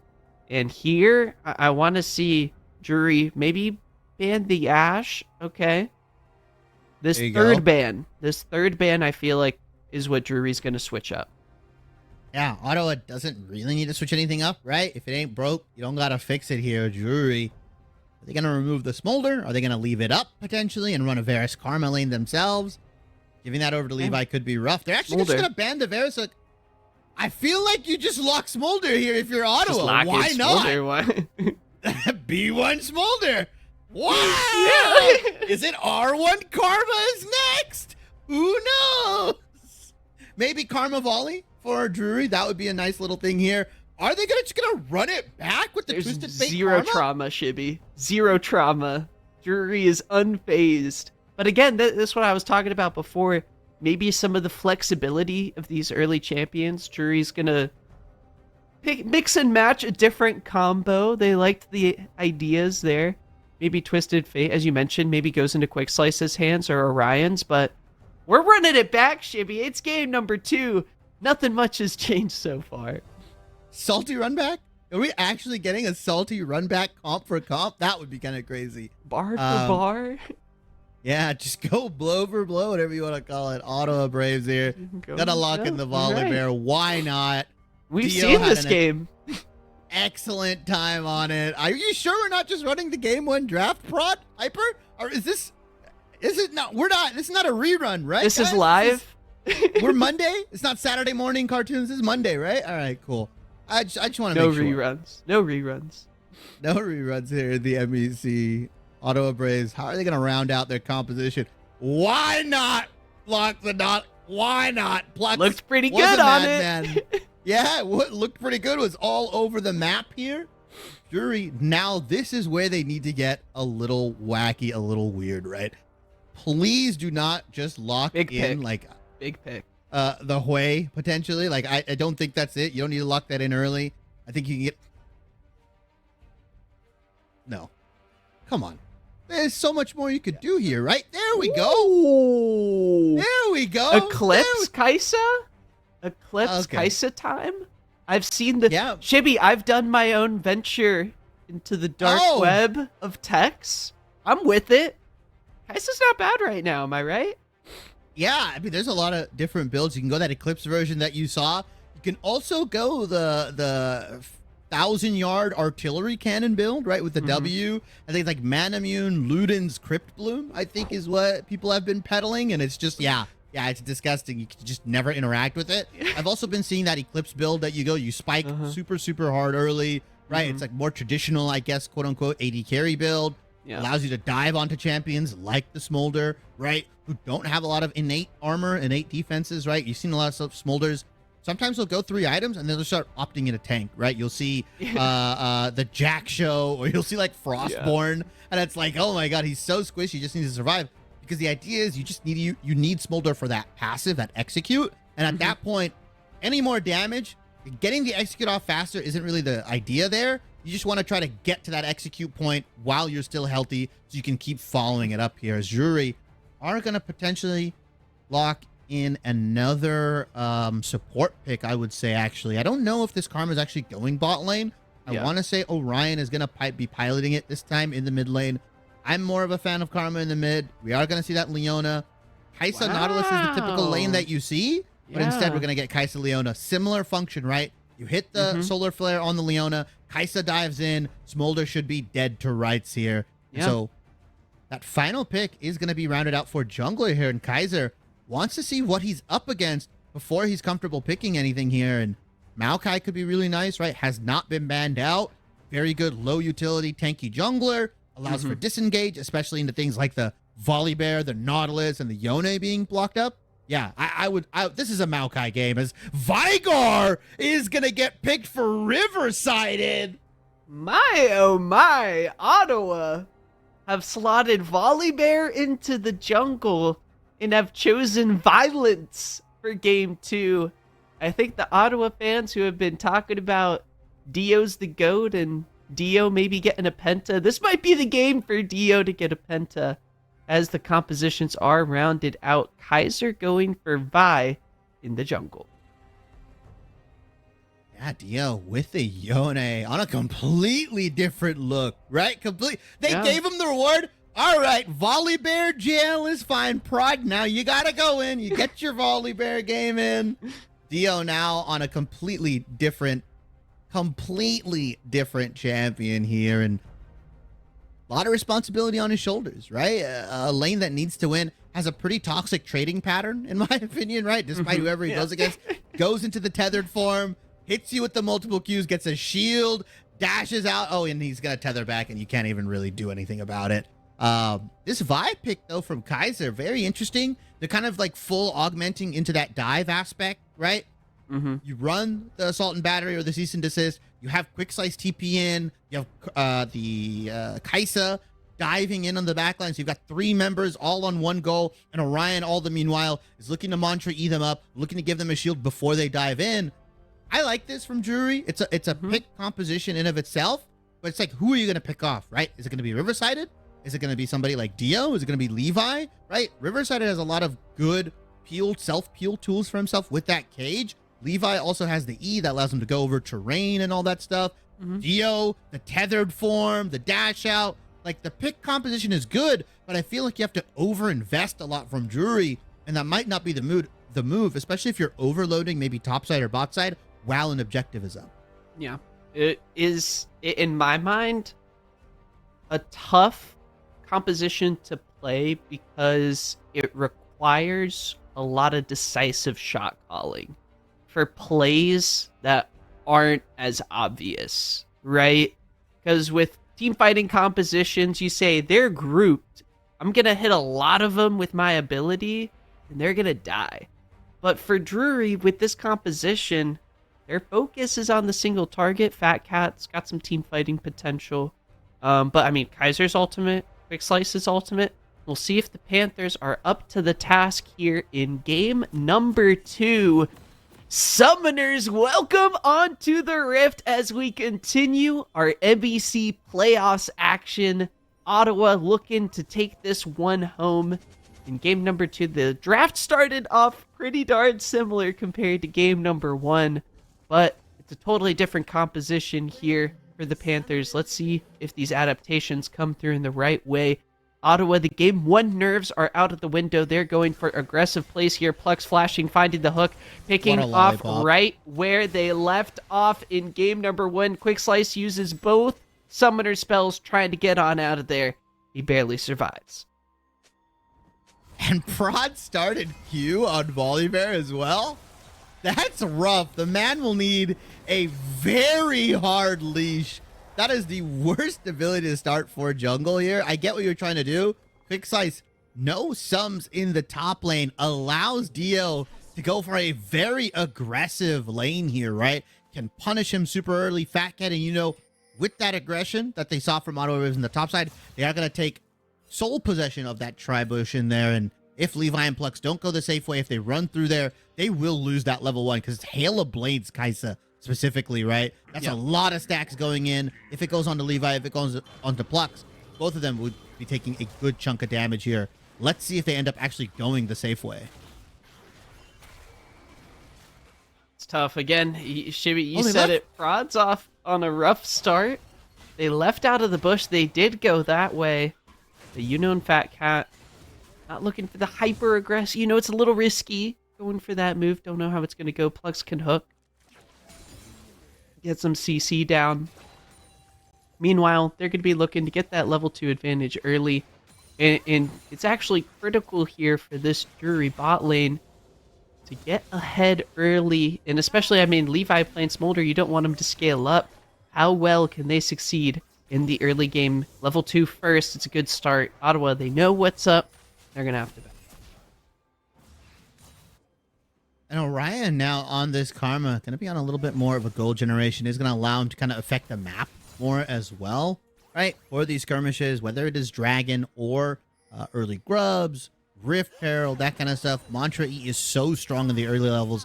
If you're a Drury, you want to try to fight. You want to try to fight them 3v3, right? Prod, Dio, and Riversided on the Vigar. Not really primed to take these early fights. Wants to hit level 6 before he can really start to scrap and then kind of gets those executes off, or with the ultimate, right, can kind of burst you down from super low health. Ryan, though, on this Karma, having a bit of a struggle landing the roots, landing those mantra Qs, because Riverside is just playing so far back. Look at the jungle, Shibby. Kaiser going for an invade, getting caught out. It is a lot of damage from Prod. He goes, press the attack. Volibear. Kaiser trying to get a shield, trying to flash away, but it's first blood for Riverside. Is now it's a 3v2 in the jungle. Quick Slice trying to flash away. Does get a kill. Orion maybe escaping. Another gold card. Oh, it's a blue dialed up. You got plenty of mana. You need the stun. Riverside getting low. One more auto attack. Yes, Quick Slice is dealing with the cards. There's the gold. Quick Slice trying to dash. Oh my gosh, Dio gets sent back. The teleport now coming in. Riverside is joining. Quick Slice do-si-doing over the wall. He's got another gold card dialed up with the fleet footwork. done. Ghost is coming up as well. I can't believe this fight's gone for so long. He's gonna get slowed here though, Shivy. He can't get out. He doesn't have the Ghost. Quick Slice is shut down in the top lane.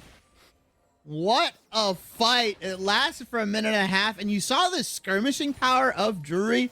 If they're allowed to group up, Kaiser went a little too deep too early, and Prod on that volley bear with the passive stacked up will just win that outright, especially with PTA. As bot lane Plux is going to go in.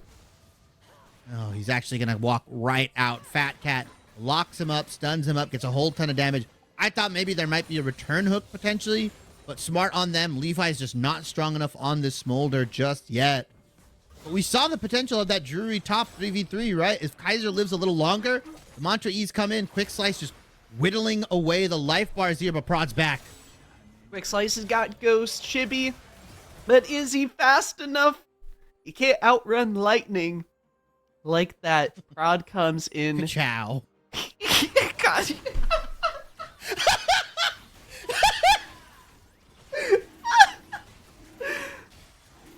Dragon being taken from Drury here. As you can't outrun Lightning like you mentioned in Quick Slice. 2 and 2, don't get me wrong. 2 and 2. Just having not a bad game, but Prod allowing Dio to kind of catch back up, abusing the fact that this guy doesn't have summoner spells, right? Ghost was burned. I wouldn't be surprised if Prod comes back and just flashes on Quick Slice. Because realistically, that's one of the only lanes other than mid that you can gank here. But Riverside doesn't have any mana. Will Prod be able to finish it off? Orion doesn't have flash. He was stuck in the baby cage. Kaiser gonna come in, trying to look for the damage. Fat Cat, stun up. Oh, there's a return kill. Drury trying to stay in this one. The gold lead hasn't ballooned up to anything crazy just yet. Quick Slice is... I like this game for Quick Slice on the Twisted Fate, putting him in a bit more of a carry role versus the Karma from last game. So I'm curious how they're going to do it as the game goes on. Again, a difficult composition to execute on. Panthers, meanwhile, also picked up the Dragon a little bit ago. Drury in a similar position, right? About 1,000 gold down. Last time it was about 1.5 here, but Quick Slice on this TF, trying to make the most of it, has a small CS lead, plus that gold passive. He's keeping Drury a little bit farther in, but Prod, the guy's everywhere, man. Non-stop. He's got his foot on the gas pedal. You know, dodges the hook. Fat Cat stunning up. Here comes Kaiser level 6. He's got the ultimate first. Going in. Levi flashes away. And the Drury Panthers gonna back off after that, but Kaiser coming in the clutch, had his ultimate available. Yeah, Prod, because he's been ganking so much, Kaiser's been able to farm, he's been able to get that level 6, and that 3v3 is going to go over in the favor of Drury here. A nice kill going on to Yuno on this Kaisa. Is going to need it. He needs to start pushing the pedal to the metal. They got to punish this Levi Plux lane, because if Levi's just allowed to farm, if he's allowed to stack, if he's allowed to do what he wants, hook goes in, but that's just going to be more stacks for Levi. So what is he doing with these mind games? I can't. He's using the emote to do some hook mind games onto Fat Cat. There's the level up. Levi level 6 going for the execute. You know, taking some damage. Kaiser's still here. Flash onto Levi, connects. You know, trying to dish out the damage, but Levi's got a lot of health. Rod has come back. He may fail once, but he's going in again. And how does Plux keep landing these hooks and surviving? That is absurdity in the Ottawa bot lane as they continue to make play after play. Plux on this Nautilus. You gave it to him 2 games in a row. Prod, I just get scared now when I see him queuing in, because it's like, yeah, is he just going to get another gank off? Like 5 for himself. He's got like, what, 70% kill participation. Dio is going to try to go in. A lot of damage onto the Yone. No way. Quick Slice with the ultimate. Doesn't even need it. That's unfortunate, but they do catch Prod out in the river. Quick Slice says, yeah, I'll try to look for more kills. Dio does have teleport available in Shippy. I wonder if the wave is going to be in a little bit of an awkward spot. Prod don't care. Quick Slice forced to flash. Yeah, I'm surprised. I mean, you could have just let it kind of thinned it out a little bit and maybe tried to let it, slow push back in, right? If you're quick slice, evened out the wave, had to burn his flash, but that gives Dio an opportunity with the Fate Sealed coming up pretty soon for another kill opportunity. On quick slice, it's rough because he has the ghost. Don't get me wrong, but I feel like he's been bullied out. Despite what we've been seeing, 3-2 on the TF, has a small CS lead.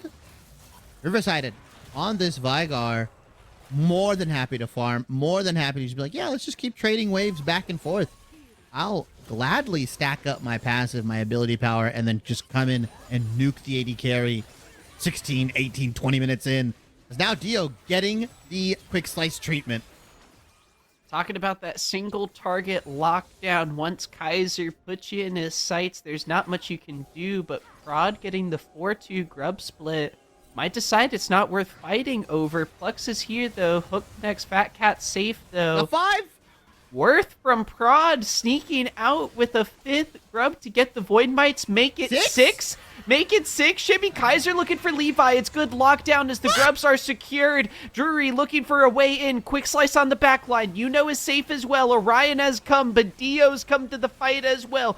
Quick slice try to keep on firing, but the health bars are just too high. Prod and Plux are tanky enough to absorb all the damage and stay alive through this fight. Dio connects onto Quick Slice with a quick slice of his own, the ultimate, dishing out the damage. Orion tried to keep everybody moving fast, and the enemy slowed down. Fat Cat has returned to the fight as Quick Slice. One more Q is enough to do him in. Orion's still healthy, though. These extended fights are wild, as Plux may go down after Ottawa goes so far. It's a shutdown for Yuno. Yeah, with the Eclipse, gets the shutdown onto Plux, that extended fight. But the big thing for Ottawa Braves here is that they get the 6 grubs, but we're not done, Mac. How is it possible? They keep just going in. The fighting doesn't stop, and that's a double shutdown. You talked about decisive decision-making coming out from Drury. This comp needs you to kind of be very, very snap trigger on when you want to fight, on who you want to fight, and how you want to fight. And Drury have been answering back, keeping the gold relatively close, right? 1,000 gold, a little bit more than that separates them. But realistically, despite Ottawa Braves getting some pretty good mid lane and jungle ganks, Quick Slice is doing fine. Yuno's 4-2, and another fight. Prod going in. Ultimate from Levi. Flux may be looking for more. He does have his ultimate available, it looks like, just now. Might not have had it just a little bit before. The cooldowns weren't there. Eventually, Shibby, they're going to realize that it's time to stop fighting. Those cooldowns are slowly but surely coming back up. The 12-minute mark here, Ottawa hold a slight gold lead. Orion goes down into the bot lane, but it is not safe. If you didn't learn from game number 1, Flux knows his limits, except the turret hurt a little bit more than last time than he remembered. Gets executed, so it doesn't actually give anything over. And Prod #worth. Goomba stomps Orion, right? Just Goomba stomps him. He did get that flash to gold here. You saw where all that gold lead is. Once again, Riverside had a good chunk of that. Prod as well, I think we saw, had a good chunk of that gold lead. So very good for Ottawa Braves. They're just trying to keep the pace of the game going. Levi on this Smolder, unbothered, untethered. He's going to get his stacks going. He's going to get this bottom lane tier 1 for himself. That's a big paycheck going into his pocket right now, right? A lot of solo gold. Love to see where he is on stacks around 14 minutes. See if he's on pace, if he's ahead. He's been super, super chill in this bottom lane, right? Yuno and Fat Cat have not been able to really pressure him that much. And so he's been safely farming. OBT, with that turret going down, the gold lead has ballooned up here a little bit. 3,000. These guys are just having a ball. Ottawa and their emote spamming. They are out here in week number 1 of the playoffs. Riverside, he's got a feeling to him. He's going a little funny on the Vigar. Rift Herald's going to be spawning up shortly here. Quick Slice has got his first item ahead. I feel there's been so much fighting. It's 21 kills in under 14 minutes. It's been an action-packed game number 2. Quick Slice now turning on. He's got the Kraken Slayer. It's a lot of damage buff here. Look at that. Quick Slice knows it. I think he ghosted for that one as well. Dio, you couldn't run away from that one. He's got his teleport coming up shortly. Meanwhile, Kaiser picked, using the ultimate to get out of CC. Fat Cat looking in as well. Going into the back line. They have locked down Levi. Target has been acquired. And successful takedown, but here comes the ensuing fight. Prod and Plux trying to get out of trouble. Lock into the Iron. Solari is barely enough. Oh, he's going back in! That's crazy, Plux. What are you doing? He wanted another hook, but the follow-up isn't there, Shibby. And Drury, they actually get 3 kills. They're looking for more. Fat Cat turning on. Looking for more. There's the stun card, there's the damage, and Dio gets taken down once more. Orion looks to follow up. The Zenith Blade misses, but the Panthers now look for Rift Herald. I mean, that's going to be there as Ottawa Braves just back to back to back trickling in. Plux going for that hook? Wild. Absolutely wild, right? He's like on a sliver, HP lives, and he's like, nah, I'd win. Prod. Oh, tempting fate right now, brother. You're not that tanky. Kaiser says, I'm so used to fighting. I'll throw hands, always. Rest of the team trying to back on out of here. Does he have an empowered recall? Prod doesn't have ultimate. Storm gonna come down. It isn't fast enough, but I don't think they have any way. He's fine to get under him. Does have that empowered recall. And Shibby, is now the time to stop fighting? Between these teams in this game, I don't know. I'm going to try and catch a breath here. Maybe we'll get a little bit of silence here. A little bit of lane pushing coming out. Riverside kind of has been playing his own game just a little bit, right? He was in the bot side while that skirmish was happening. Both of the carries in the mid lane here. That opens them up for a very risky engage. Oh my gosh, so much damage from the Kaisa Eclipse build. And Dragon spawning in 25 seconds here. Levi's going to spawn at about the same point. Orion with teleport going to try to deal with the side lanes. Beautifully pushing in that top side. We'll see if he ends up going for that Frostborn Gauntlet or Iceborn Gauntlet that we've been seeing a lot of Yones end up going. It's that side lane kind of menace, right? Can't be dealt with here, but Quick Slice with the Kraken Slayer, with the TF, might be able to match him as Dragon is all but gone over to Drury. I don't think Ottawa can really contest this because Levi went down early. They don't have the priority. They don't have the numbers here. But Fat Cat is just walking up, on the backside here, though.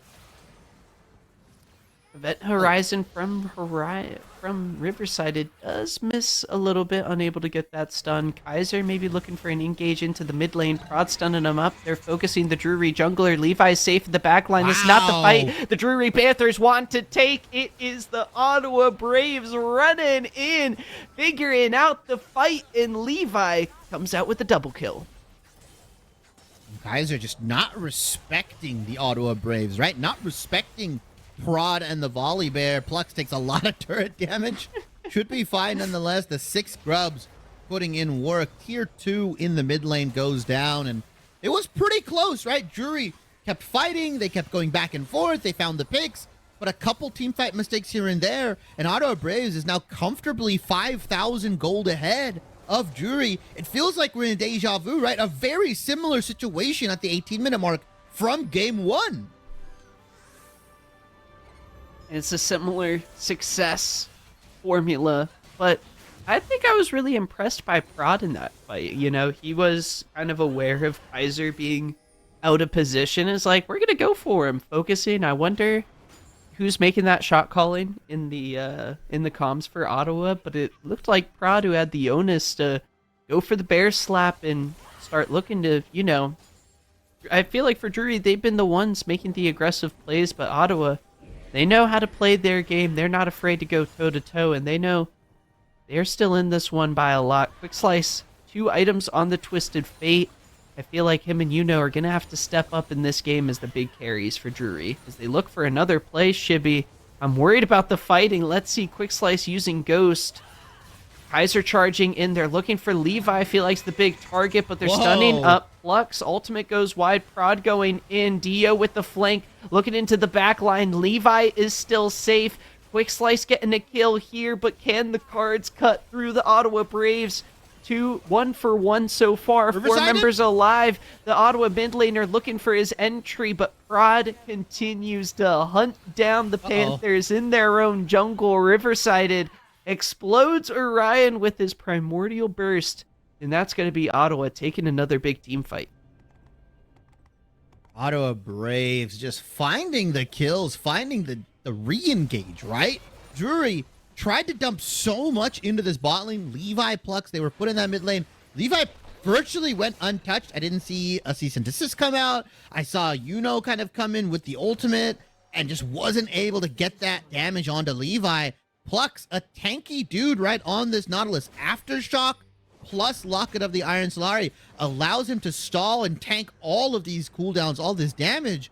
And by the time Drury was able to try to get out of dodge, right? Dio was here, Prod was here, even Riverside on the right side. They were all able to corral Drury, get themselves a nice 3 for 1. And again, similar position, 21 minutes in. Ottawa Braves are 7,000 gold ahead. They're going to recall. They're probably going to clear this vision out, and they're liable just to rip Baron on spawn here. 20 minutes and 12 seconds. They should just be going to it. You see the TP already coming in. But Dragon Soul is spawning in 90 seconds. They've got the time. I think for them, this would be the moment to force a fight. You know you're ahead. For the Panthers, can they take advantage of Destiny? Do they have their fate in their own hands? Quick Slice looking for a pick. Goes a little wide to the mid lane. Walks by Levi, not going for the kill. They're trying to take down Prod and Plux. Tankiest members of Ottawa. Is it going to succeed? Prod uses the ultimate out. Levi's safe in the back line, and here comes Dio. Levi on a rampage. Cage comes out. Riversided looking for blood. And this is Ottawa turning around the fight. Levi, can he do it again? Back to back. He's got a quadra. Can he do it? Plux. Give it. No flash. I know he wants it. The death timers. Kaiser's up at 18. They're looking for it. Chibi's stunning up Fat Cat. Plux looking for the hook. I'm holding my breath. Fat Cat, the truest MEC homie, knows how to do it. And for the second time tonight, in our first playoff series, it's a pentakill for Levi Thomas. Back to back on the smolder. 5-0, 5-0, pentakills coming out. Levi, when the time comes, when the pressure's on, that's where diamonds are made. And Levi looking like a 24-karat shiner right now. Just absolutely insane on the smolder. Drury, the Hail Mary for Mountain Soul. Gold card follows Dio, but the follow-up isn't there. Kaiser turns his attention to the objective as Yuno finishes off Dio. Dragon Soul. Mountain on the line. Prod looking for his way in. Quick Slice trying to focus him off. Kaiser getting low. Riversided coming in, stunning up. The soul has been acquired, but the fight may be lost as the damage comes in and Levi has arrived. Quick Slice trying to back away. Getting some vision, not dishing out any damage. Riversided with a double kill. Takes down 2 members of the Panthers. Yeah, they kill Kaiser, they take down Orion, and this should be the go-ahead for that Baron. I don't think you need to chase for any more kills. Maybe they want to take down that tier 3 inhibitor in the top side. They can actually push in mid here. I would just go Baron, right? Ottawa, though, strong enough. They got 6 stacks of the grubs here. They've got more than enough minion spawning. The pushing power is there. Baron be damned. They're ripping through these objectives. The Panthers, it's the pick potential, but Ottawa grouped up, make getting those picks quite the challenge. You know, 8-3-4 on the Kaisa. They do have a lot of burst damage. Can they find out Levi? Can they get that critical pick? Quick Slice ultimate available. They're going front to back, trying to get onto Levi. There's the damage. You know, not going in. Staying alive. Levi finally goes down. Riversided still there. Quick Slice ultimate. Gotta be careful. A lot of damage right there in front of Prod. Trying to kite around. They've shut down Riversided. Dio is split pushing. Dio. Once again in the bot lane. the Panthers, they do actually get a pretty good fight to go their favor. That was a good fight, 5v4, using the numbers advantage, but Dio isn't actually able to do a whole lot of damage to these turrets. I thought he'd be able to do a little bit more here. Oh my god, Prod? I think Quick Slice has the move speed, has the advantage, that gold card coming in clutch. Ottawa Braves not playing this as cleanly as I think they should, right? Giving the Dragon Soul away, chasing for the pentakill, not going for the Baron once Kaiser and Orion went down in that ensuing team fight, instead looking to push mid inhib, giving Drury windows of opportunities to get back into this game. Quick Slice is on 3 items, has Rapid Fire Cannon now added to his repertoire. And granted, Orion still is on that 1 item. Malignant's Karma is pretty much all you need, especially with these Mantra E's getting spammed. Drury can keep looking for these space, can keep looking for these numbers advantages, and Quick Slice should just be able to kill Dio.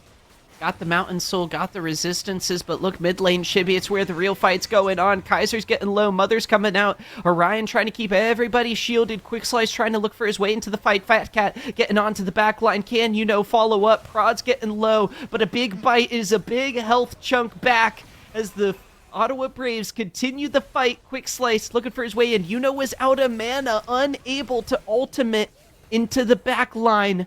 That's going to spell doom for the Panthers as they don't have enough shields to keep them safe from all the damage that Ottawa's dishing out.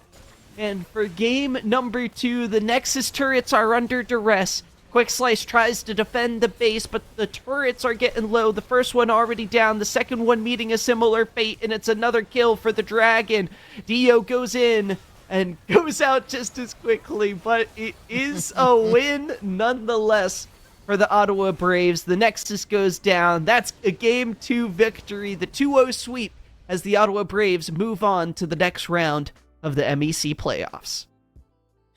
Ottawa, a clean 2-0 from them. Sub 26-minute games as well. They are trying to get out of there quickly, man. Quickly.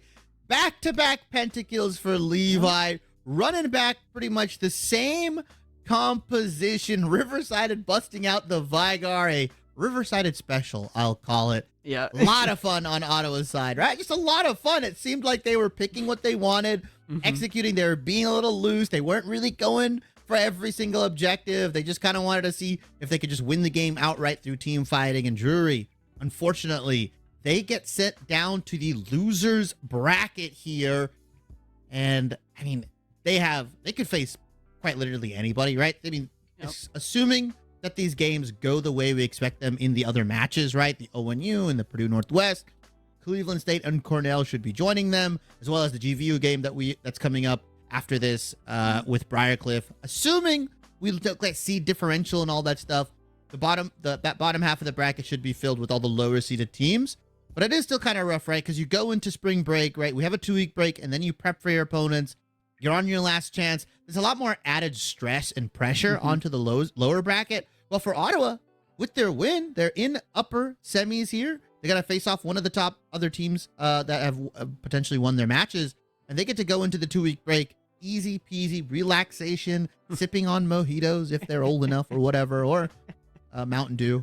That's what you want. But yeah, I think they're going to be in a lot better of a mindset coming back into playoffs. I think that plays a pretty good factor in how well you perform. I think that is the two polarizing versions of spring break. Either a lot of Mountain Dew or a lot of alcohol. There's not really any in between. But regardless, we'll tally that up. It's going to be a lot of Mountain Dew, I think. For a lot of gamers, Mountain Dew, Doritos, Code Red, Fanta. It's a good combo. Don't sleep on it. I had a love it. I love it. Yeah, it's not bad. I'm not hating. But we should go to a short break before we come back here with an interview with one of the Ottawa players, right? But Mac, before all that, is there something you got to say?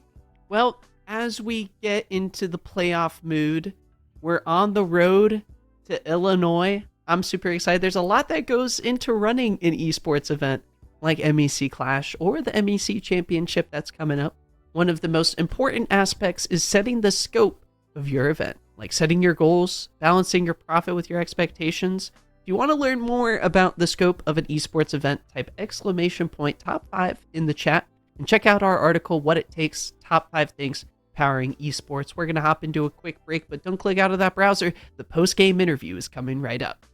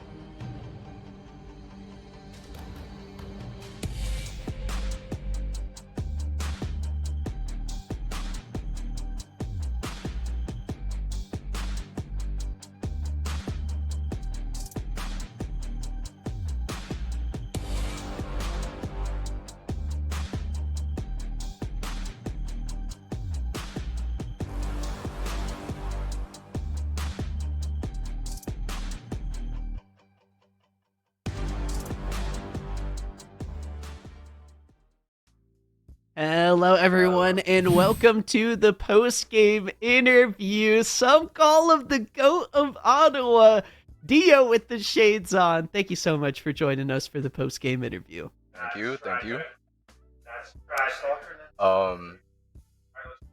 What do I say? We can't hear you. We cannot hear you at all. Is your microphone? The shades blocked. I'm not muting in Discord. There's no way. Oh. Hello? Wait, now you. Hello? We can hear you now. We can hear you now. Okay. I don't think my mic is good, but hello. I'm Dio. Hi, Dio. I want to understand what was the reasoning behind filling in these shoes, right? It's a pretty big series for you guys, the one that can send you up into the upper bracket. You guys facing off against Drury, a team that some would say we're a lot more improved from last year. Definitely a tough opponent in their own right at points in the season. What was the kind of the mindset going into the top lane for you? Were you trying to replicate what Killian does, or are you just trying to do your own thing? Actually, fun fact, Killian asked me how to play Volibear, the build guide and all that stuff. But yeah. Put the microphone closer to your mouth. Hello? Can you guys hear me? Yeah, Beautiful. there we go. Okay. Well, I have to hold it like this.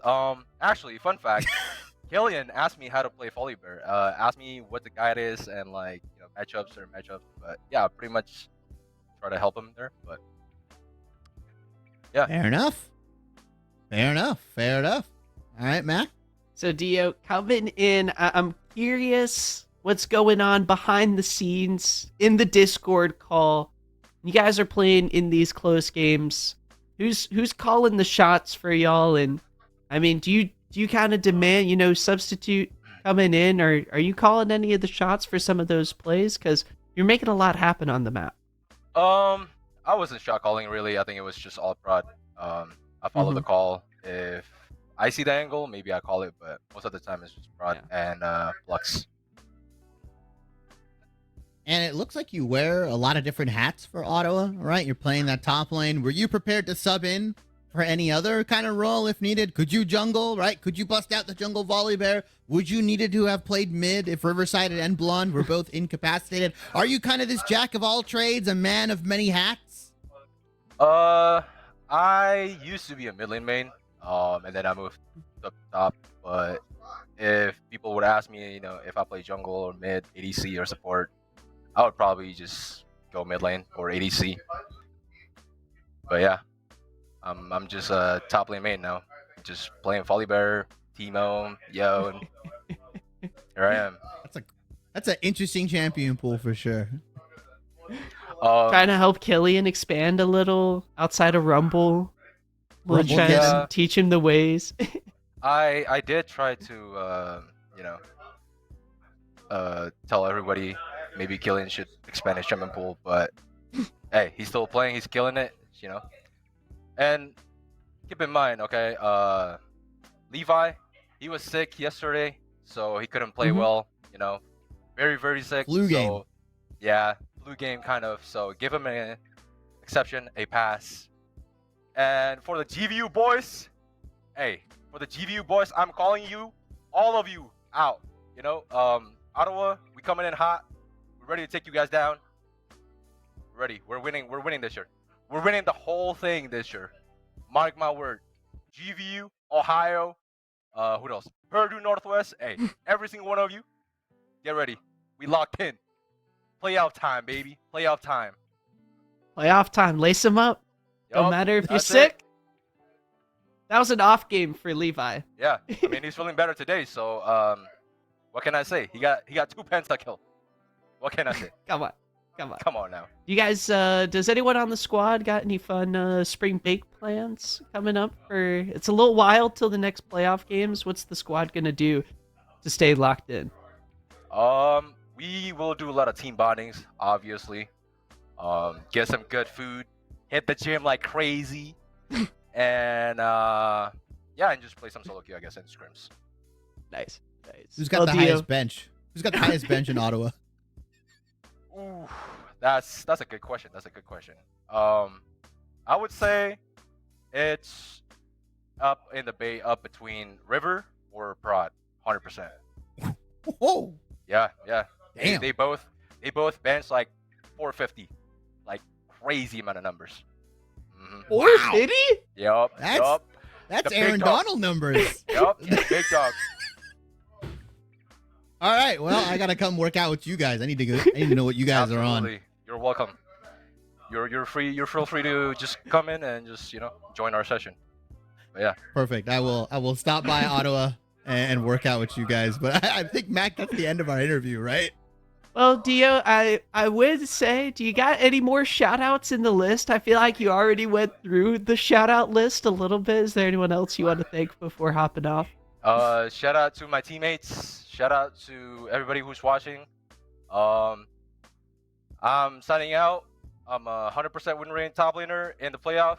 Nobody can break my record. Not even close? Not even close. Sorry to say, but I'm the best top laner, I guess. But yeah. Appreciate the time, Dio. Thanks so much for joining us, boss. Thank you. And that's going to do it for our first series of the night. It's a double header. We got to stay locked in here in the booth. We're going to be hopping into a quick break. Our second series of the night, GVU, the aforementioned GVU, who Ottawa's coming for, is taking on Briar to start off their 2024 playoff run. Can the returning champs bring it back to back to back? We're going to find out. Don't click away from that browser. Our second series is going to be coming right up. That guy's in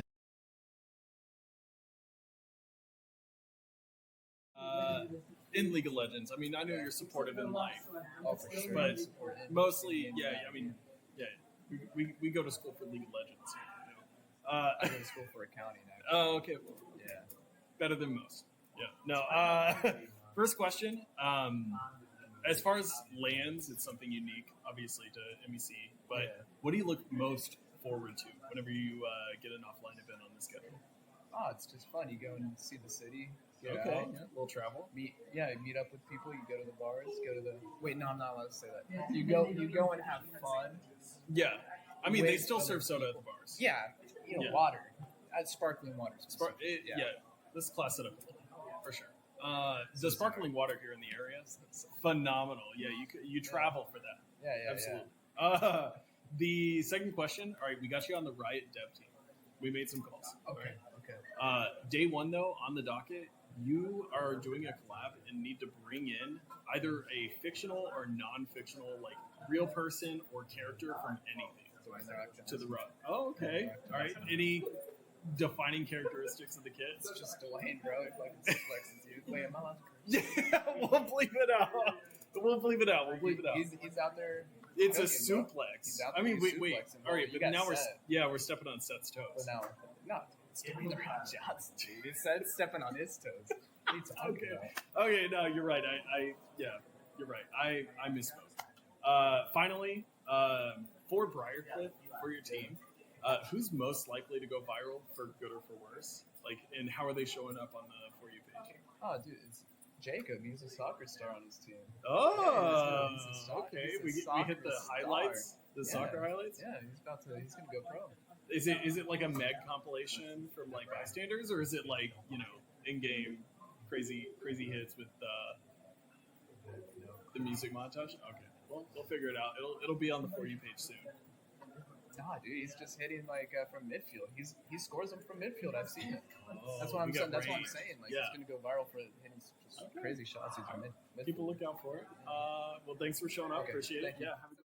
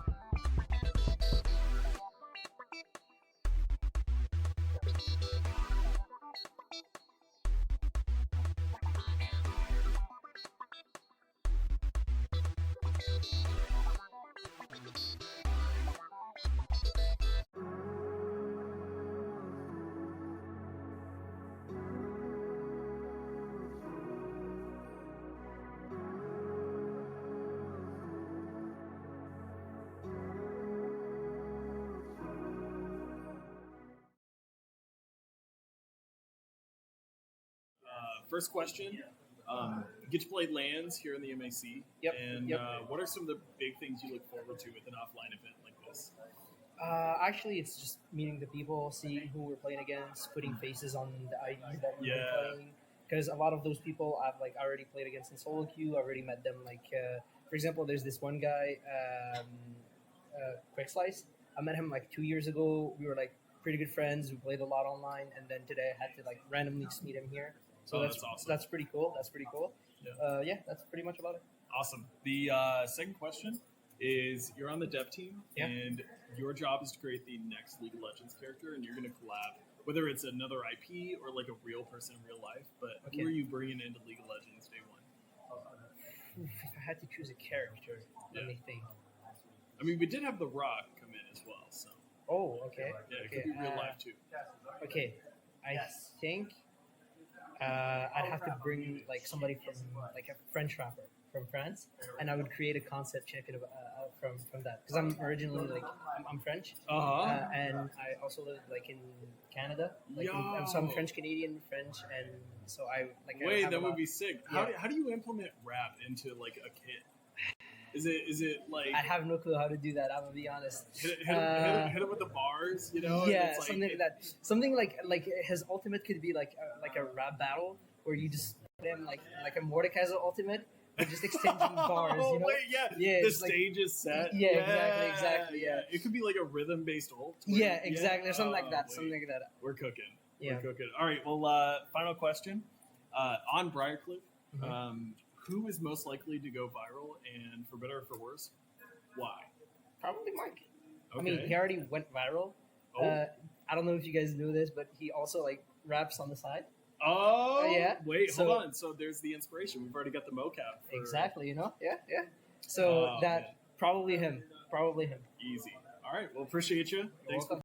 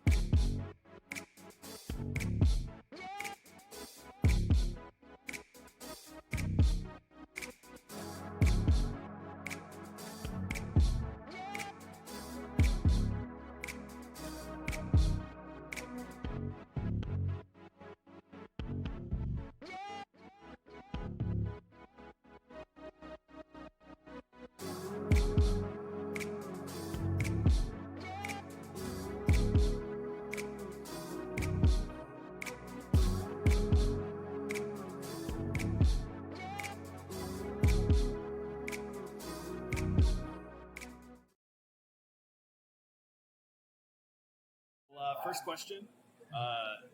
The event here today is a LAN. It's an offline event, so pretty unique in the ecosystem. What do you look forward to? LANs versus online. It's a great bonding experience with the team more than anything. Like being able to pull up with the boys, hang out all day, play league. I'm from Chicago, so nice. I can take the team to see some local spots around here. Any big ones so far? Or on I mean we went to Portillo's yesterday, but I got a couple spots in mind. They're in town. Like I'm gonna try and get us pizza probably today. Okay, from we can go to Illuminati's. There's a couple different spots. My personal favorite, I like Michael's Bar and Tavern on Sheridan and Sheridan and Irving. Michael's, yes, named after me, of course. Right. Well, I mean, you didn't have to tell me. I know. Then, second question: if you had to bring any character, whether it's a real person or game character, anything from anywhere, for to be the next character in League of Legends, who's it going to be? Have any of the previous boys picked a character from another game yet? Yeah. No, we've got a few. I bring the Lich King. I think bringing Arthas to League would be fun. Oh, I think Arthas would be fire. Interesting. Yeah. Like nice CC based top laner. Yeah, that sounds like a lot of fun. Okay, not bad. I mean, you're gonna have to jump through a few hoops to get that. I mean, why not? Wizards going through a rough patch. They probably be willing to sell a couple rights here and there. Easy. All right. Well, last question. You've been answered by some of your teammates, but who is most likely going to go viral on your team for whatever reason? Who's showing up on the For You page? Can't say probably a Nets, a top laner. It's a miracle that someone from Quebec is able to be decent at League of Legends. So I'm really happy for him.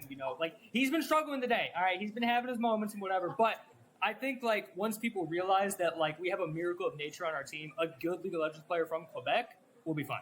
I think he'll be the first one to go viral. I mean the Quebecois are gonna go crazy for this one. So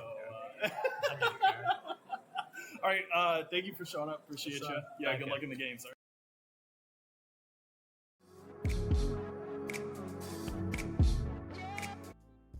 Hello, everyone, and welcome to our continuing coverage of Night 1 of the MEC 2024 Spring Playoffs. Shibby, game number 1 and 2 of the night. The first series, Ottawa taking it over Drury 2-0 fashion. Our second series of the night begins now. It's Grandview University taking on Briar. My name is Mac Dewey. Thank y'all for sticking around, joining into the stream. Shibby, let's take a look at our updated bracket. Yep. Right now, we've got Ottawa winning their series 2-0 over Drury, and Ohio Northern beating out Cornell 2-0. So Ottawa will have to face the winner of Purdue Northwest versus Cleveland State, as well as Ohio Northern is going to have to face the winner of this series that we're casting, the Grandview Vikings versus the Briar Cliff University here. And so far, things are going out the way we expected, right? The higher seeded teams beating out the lower seeded teams in this kind of first playoff run. Now we have Drury and Cornell College in the lower bracket here, and Drury is going to have to face the loser of Purdue Northwest and Cleveland State, and Cornell College will have to obviously face the loser of Grandview and Briarcliff. So things are shaking out as expected right now, although not too long ago, Grandview and Briarcliff faced off against each other, and Briarcliff actually ended up taking a game and making it a close best-of-3 series against Grandview University. And that was a really fun match to watch. Super back and forth, but Briarcliff ended up sneaking that one away from Grandview. But Shibby, it was really an interesting adaptation because Grandview kind of Rock Lee taking off the training weights, stopped messing around after that game number 1.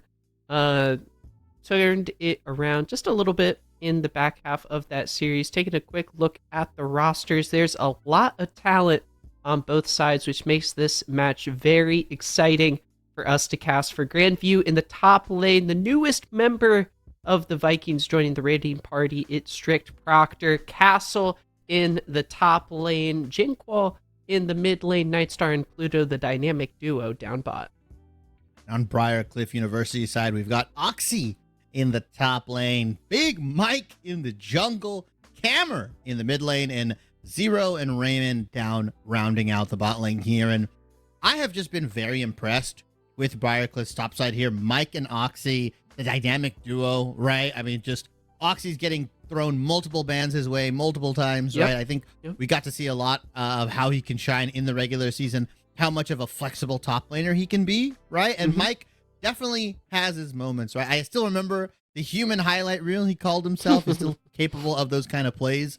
Cammer is going to be the real big difference maker for me in this game specifically, or in this series, right? Cammer against Jinkall, that matchup. If Cammer can get the edge, he can bring out some interesting mid lane picks, maybe the Rise, if he wants to bring out the Syndra or something else that we haven't seen from him yet, that would kind of maybe try to swing it in the favor of Jinkall, who kind of has just faced it all now, right? He's played against everybody, Blonde, Riverside, Kato, all these guys. Like, he's been through it. This is very, very familiar territory for all of GVU, right? Strict Proctor, like you said, the newest member. Nightstar's already won a championship. Castle's won a championship. Jinkall and Pluto as well. Like, playoffs is where these guys slip into their comfort zone, right? This is where they really start to shine. And I'm sure Dreyer has a good bag of tricks ready just in case they face some adversity against Briarcliff in this rematch of just like 2 days ago. Yeah. They recently went toe-to-toe to finish off the regular season. And for me, it makes this matchup that more interesting, Shibby, because Briarcliff, after losing back-to-back games, are they prepared to face some of the adaptations that GVU made in that earlier series? What stood out to me most, the loss of that Sarah Cenophine bot lane that Zero and Raymond have really shown to pilot really well. It's what worked for them in that victory game against GVU. Then the Vikings start banning away Seraphine, and Briarcliff, I think, kind of struggled to find an answer, so I'm curious if they've gone back to the drawing board, looked at the whiteboard, mapped out the draft a little bit. Shibby, what do we do if that Seraphine's gone? That's my big question as we get geared up and ready to go for draft. Yeah, if GVU's not playing around, if they want to get this done quick so the guys can go on to spring break that much sooner, I ban the Seraphine out, right? Briarcliff's whole team isn't really built around their bot lane, right? Zero and Raymond are just kind of there as utility focused. They're there to survive, to provide support, so that Oxy, Mike, and Camera can kind of get things done on the other side here. Although Strict Proctor, like you said, the newest member, has been feeling a bit confident on the social media, right? I think he posted something where he's driving in to get that 2-0 today, right? I think he asked us, what champion should I play in the top lane? I mean, he's oozing with confidence right now, and that's a scary thing if the newest member of your team is dripping with confidence.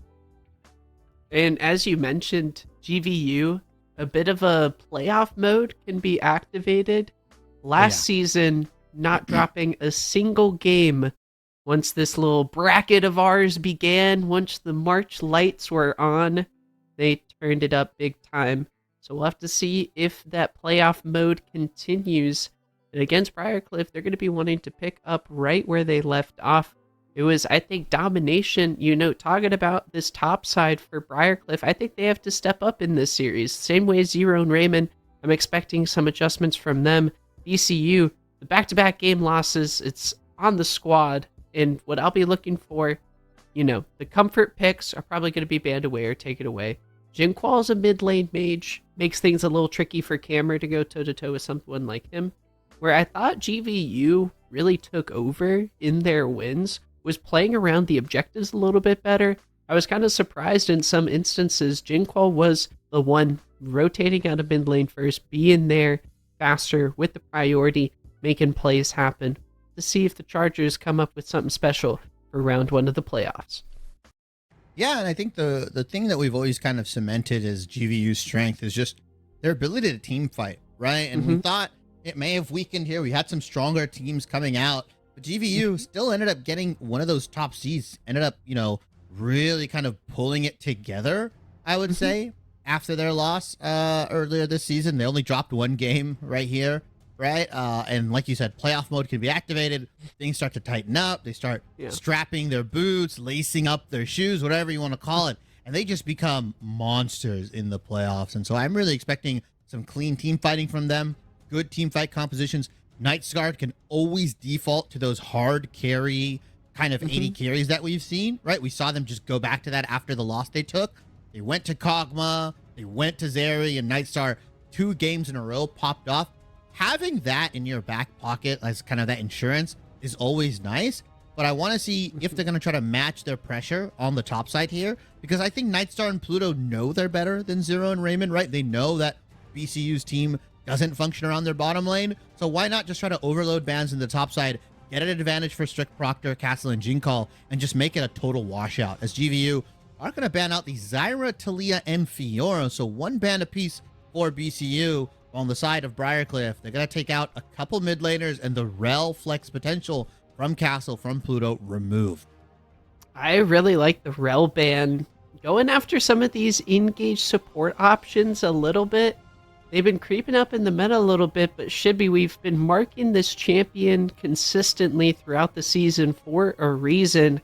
In 3 straight games to start the playoffs, we've been thinking recently, man, this Karma pick, has it been a little overhyped? Have teams been straying away from it? So far, 100% pick rate. Yeah, it's perfect for GVU and how they want to function, right? Small skirmishes, topside, very, very lethal in the 5v5s if you can get it going. If there's any team that I can trust to group around and fight with the Karma, it's GVU, right? They are, that's their bread and butter, right? Grouping around, team fighting, using the Karma shields, and whether it's going to go into Strict Proctor's hands, Jinkall's, or even Pluto's, I think it'll be very, very effective nonetheless.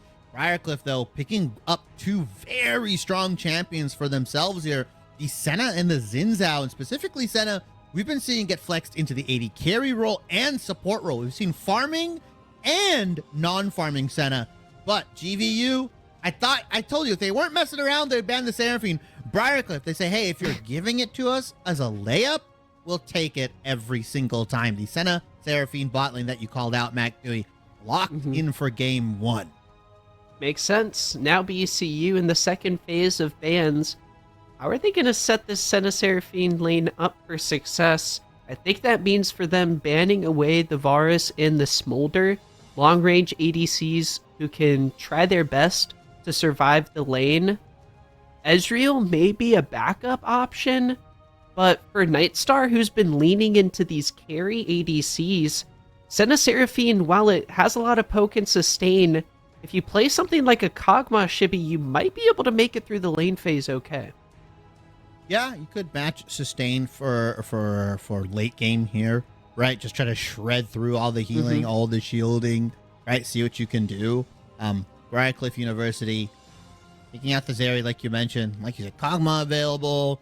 Vayne, if you really want to play Smolder that didn't into get this. banned away. Smolder has not been banned out just yet. Can still be placed into the mid lane for BCU as well, right? It's rough. If GVU hasn't banned it out here, as they are going to remove the Gwen and the Jax. Oxy taking a little bit of a hit here as GVU locked their top laner in very early with the Gnar. And so now, what does Oxy get to play? Cassante, maybe, right? Darius, Udyr, potentially, right? That's still up on the table. Rick Proctor's completely fine taking the Gnar into any of those matchups, I would presume. Yeah, really winnable matchups. Gnar with the range advantage and the percent health damage makes things a little tricky for some of those tank top laners. Malphite to go on top of this team that needed engage. You've got a lot of support from your bot lane to follow up those engages on the Malphite from a really long range. Like, they don't have to be close to the fight at all. Raymond on Senna can be as far back as he wants and potentially impact the fight and follow it up. Now, GVU have the important decision of figuring out Xayah Rakan is completely available. Pluto, notable Rakan, you banned away the Rel, but still the Lovers duo might be able to meet up for this first match. Oh, Xayah would be a mega pick, right? You have that ultimate available for the Malphite. Xayah Rakan, very good at skirmishing, quickness, plus Mantra E, plus you have the Gnar ready to go. I think the only thing here is that the engage on GVU side is a bit lacking, right? Like, it's very dependent on the Gnar. It's very dependent on the Rage Bar. Briarcliff University, their damage profile is looking a little low as we see this Nico potentially getting locked in. Maybe. I would like to see that out from Cammer, right? I mean, you have a lot of Wombo, but instead, they're going to run the Vayne. And so that's going to be what? Vayne top, Malphite mid? Or it's going to be Vayne mid for Cammer. I was worried about the damage. Wow. Mac Dewey. And Cammer said, you know what? Here you go. There's true damage. There's crit. There's on it. Baby, I got everything. And we've heard so much hype from the BCU players around Cammer in the mid lane. We've seen it quite a bit on the Rift. Tristana standing out. I know the fans in the chat talking about Briarcliff University. The brand around Briarcliff feels like it surrounds Cammer wherever he goes. And this, I feel like Shibby would be a match to showcase their stud in the mid lane. Cammer, this is a huge role to fill, but I think if there's one player on the team to do it, it can be Cammer. It's a rough matchup, though, right? It's not like you're picking Vayne mid into a tank like Scion or something like that. It's Jin Call on Karma. Like, that's not a fun lane. He's going to outrange you. I'm assuming Castle's going to come in and Jin Call with that Mantra W. I don't realistically think, unless Vayne has to expend that Condemn every single time, right? The moment Jin Call Mantra W's, he pretty much has to Condemn away, because if he gets caught and Castle's in the vicinity, he's around the area, that mid lane could be looking a little rough. If Briarcliff managed to drag this out 25, 30, 35 minutes into the game, Briarcliff just outscales so heavily, right? Senna, Seraphine, Vayne, that is a trifecta of scaling that I don't think GVU are going to be able to go into, right? Oxy on this Malphite has a big role to get off the engages, see if he can catch Nightstar when he's not ulting or if he's stunned up by something else, right?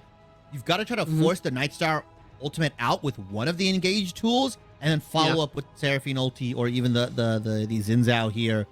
GVU, feel like the composition doesn't leave a lot of room for error necessarily. You know, if they take a bad team fight or they get the wrong engage off. Briarcliff, though, their mid lane could collapse very easily if given some attention from the GVU mid jungle.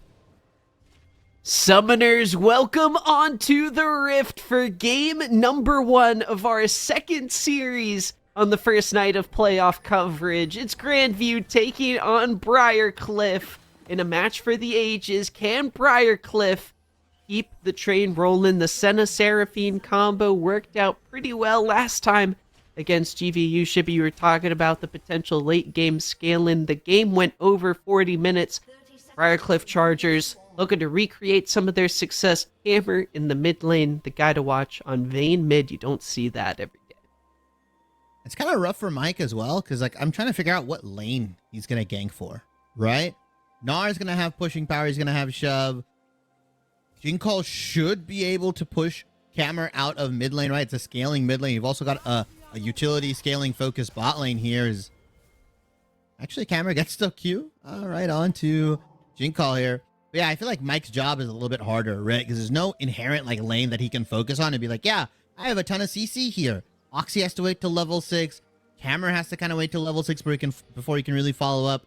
I want to see where Mike's going to path and if he's just going to end up opting to kind of farm it out and play for these team fights and just use his ultimate as a peel tool for his carries, right? Just be there for the counter ganks, follow where Castle is, and just make sure Castle doesn't pop off, right? Almost playing the Xin Zhao as like a neutralizing jungler, as both of these guys are going to start on their respective sides. They're going to have a mirrored start here.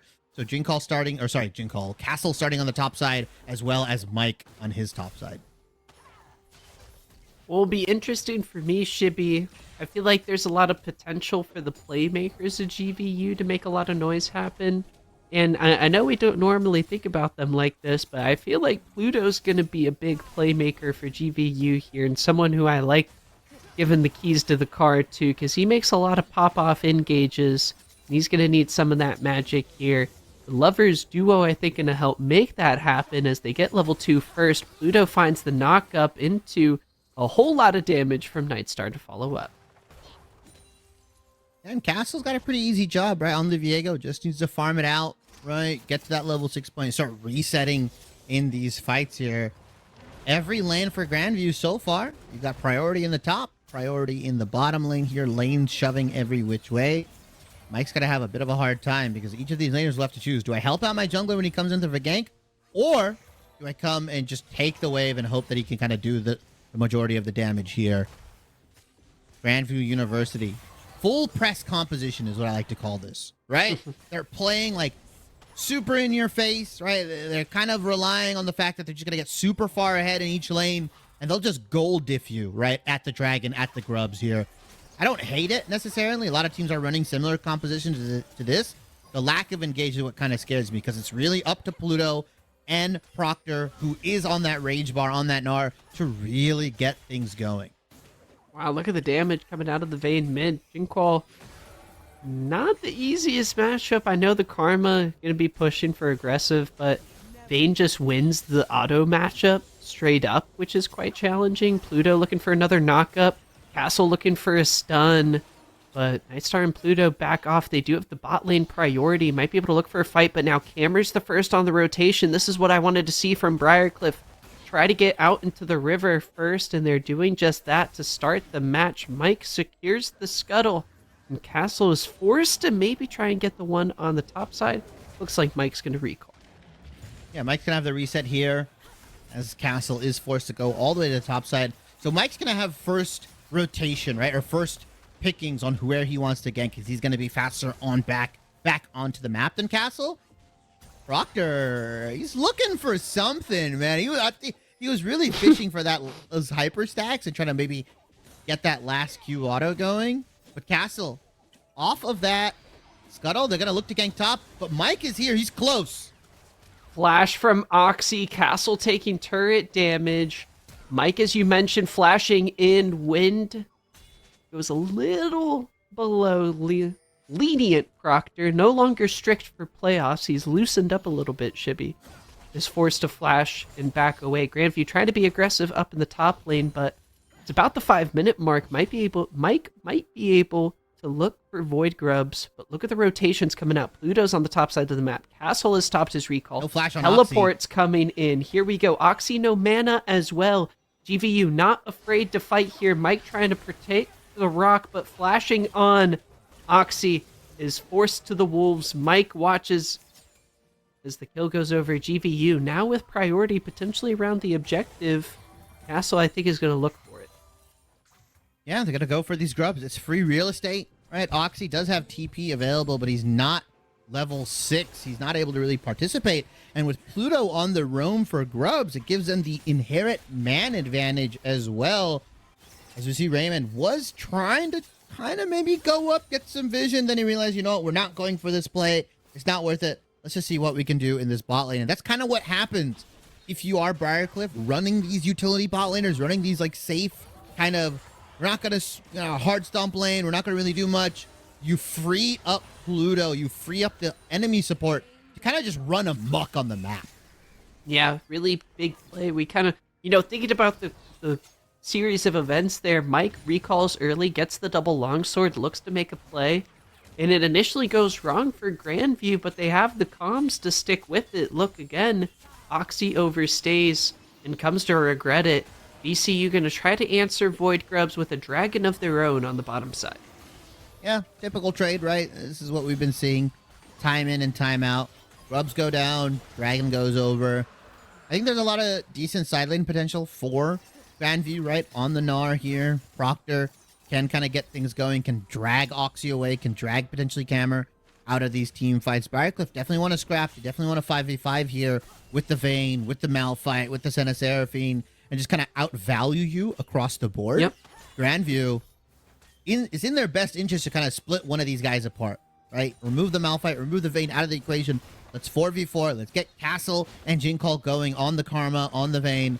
And Nightstar should be relatively safe, right? Because he has that ultimate available, has the Featherstorm, can pretty much dodge out any form of CC thrown his way, as long as he's paying attention and just watching for them. Shibby, after our last game, this one feels incredibly slow. There's only one kill here at the 7.5 minute mark. This is not the MEC speed I'm used to. But initial engage in the mid bot lane here. Nightstar is level 6. Pluto just gonna back off. What was it? At this point in Ottawa, there were at least like 10 kills already, 5 apiece maybe before the 10-minute mark. It was crazy pacing. GVU Briar. This is their first playoff game. Still got the playoff nerves a little bit. Both teams wanting to find success here. As Jinqual roams down, the first one onto this bottom side. It's a 4v4 potentially, Shibby. As GVU looking to back off. A lot of, Raymond and Zero, they get on out of there before the engage comes. I love that Grandview is like forcing the issue, right? They're like, all right, we're gonna come here, we're gonna send 4, we're gonna skirmish out on this bot side. If you don't match, Mike, if you don't match Cameron, if you don't give up some of that CS, you are gonna doom your bot lane here. But so far, at the 8.5-minute mark, although not as bloody as the Ottawa and Ottawa and Drury game, still around this 8.5-minute mark, a 1.5k gold lead for Grandview off of just like a kill here, some CS, and just look across the board, plates being down, and look how far ahead, somebody like Proctor is against this against Oxy, right? 11 CS lead for himself. Mid lane is actually doing pretty fine. Is Oxy's going to get a kill, maybe? Use the ultimate. Proctor looking to go Hulk mode. Waiting for the ultimate. Mike is up in the top lane. Castle maybe coming up there, trying to head that direction, but he's a long ways away from helping out. Proctor's going to try and play it safe, but Mike might be setting up a dive here. Castle's going to be in the area, flashing in the bot lane. Zero misses the ult. Yeah, and it's kind of unfortunate, right? Tries to get the ult back, but Pluto on this Rakan is able to battle dance right on out of there. The extended E range, by the way, is... Oxy might be in some trouble. No ultimate, flash available. When becomes lightning, Mike goes in, ultimate misses. Raymond helping out from the bot lane, and Castle goes down. Going too aggressive. Proctor does have flash, might need to use it over the wall. Mike follows with the ultimate. Taking a bit of turret damage, but doesn't go down. Pluto, meanwhile, knows Raymond just ultimate. That's their go button. Nightstar immediately capitalizes on the cooldowns being down. Meanwhile, Jinqual knows Mike doesn't have an ultimate. Mantra Q finishes it off with the second charge. Teleports have been unleashed. Camera tries to roam, but again, it's Jinqual who gets up to the river first. Jinqual with the Mantra the W into the Mantra Q just to burst out Mike here. And Pluto and Nightstar with that kill onto Zero, they're saying, Raymond, you're not allowed to even sniff this wave. Get on out of here. You better wait for Zero to come back. More plates go into the favor of this bottom lane here. 3 nearly, potentially, for Nightstar. He's going to pick up this last wave. Just domination from this Grandview bot side, right? Nightstar forced to Featherstorm away from Briarcliff's damage. Jinqual's got to be careful in the mid lane. Meanwhile, Castle is going to collect all 6 of the Void Grub, Shibby, and you know what that means. It's Grubhub sponsored time! Thanks everyone for listening. 6 Grubs does not mean a Grubhub ad read. It means 2 Void Mites now spawned for Grand. Grubhub chow down on the MEC Unified here. But yeah, 6 Void Grubs. It's going to give you those 2 little Voidlings on the auto attacks onto the turrets, which actually stacks up and is going to really work in the favor of Grandview, who, like I said, have played this like full press lane dominant composition, right? They want to get more plates. They want to push you under your turret.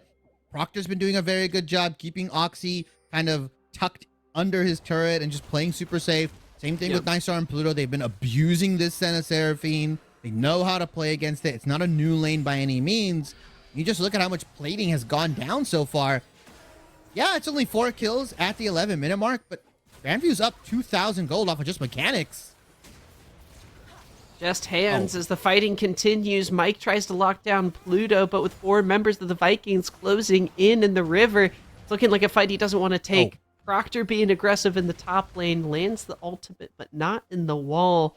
Dragon is up. GVU has started the objective. It's going to be a tricky fight, though. Looking at cooldowns, Mike is going to be backing away. Doesn't want to go for the objective. GVU, they control the river, and after forcing Mike out, they're going to pick up their first dragon of the game. Yep, Mountain for Grandview as well as an Infernal Soul He's on the map here. And like I said, Mac, I don't think I've seen Ocean, Mountain, or anything. I feel like I've only seen Chemtech and Ocean here. Or sorry, Chemtech and Infernal. As Proctor is going to go down potentially to Camera here. Going underneath the turret, and the Senna ultimate almost steals it. Raymond, though, doesn't get the assist. Came in just a little bit too late. Hammer with the solo kill. Burns both summoner spells. Gonna have to be a little bit careful over the next few minutes. Yeah. I love how you call that a solo kill, right? Proctor's already like half health from Oxy. Solo kill. It's a solo kill. It's mine. I didn't see anyone else near there. Camera blowing both subs, getting that kill onto the vein. Another turret plate gonna go down in the bot side here. Nightstar and Pluto just absolutely farming this turret. Silas Jinkall, 3 plates to himself. These guys are some rich boys on the Grandview side here. They've got a lot of dough to spend. They're gonna flash that cash at the shopkeeper. They're gonna hit their 1-item power spikes very soon. Makes things a little more exciting for Grandview headed into the next Dragon fight. And for GVU, even though they're sitting at the 3rd seed, it doesn't feel like they're a 3 seed. Like, it's kind of unreal that GVU's here as the 3 seed. The returning champs finished the season tied for 1st, but with the way the tiebreakers finished up, this is how they're seeding. And again, as I think we kind of mentioned before, it's we'll say not a top heavy, but a really interesting split between the 4 teams here. It makes for an exciting playoff picture as the action continues. Yeah, I think it was easy to say last year that we had 2 very strong teams, right? Like Ottawa and Grandview definitively looked well above a cut above the rest here, as now Oxy is just gonna get 3-man. Gonna ult out though. Flashing over the wall, that's gonna do it, Shibby. Meanwhile, Rift Herald looks like it's gonna be secured. Smite from Castle is gonna pick up the objective. Oh, look at Pluto. You see him on vision. Are they just gonna go for him here, Mike? Slowed down, dashing away from the root. Pluto's like, I need backup here. Can you run and try to shield? And Nightstar now realize, wait a minute, if they aren't going for Pluto, they might be going for me. Yeah, but what I was going to say was, definitively we had 2 very strong teams, right? Last year.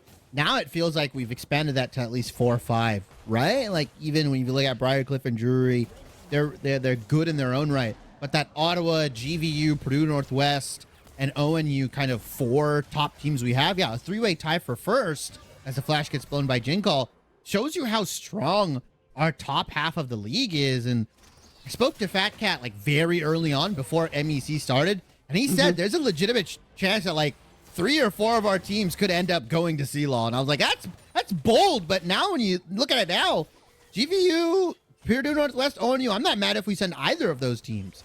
Absolutely. Meanwhile, Cammer once again going underneath the tower in the top lane to pick up a kill. Totally solo, no assist whatsoever. Meanwhile, Pluto going in underneath the turret. Rift Herald charge gonna help the damage as well. Might miss the turret, but they got the champions. They weren't aiming for the turret. Meanwhile, gonna be some damage getting on there and a double kill in the bot lane.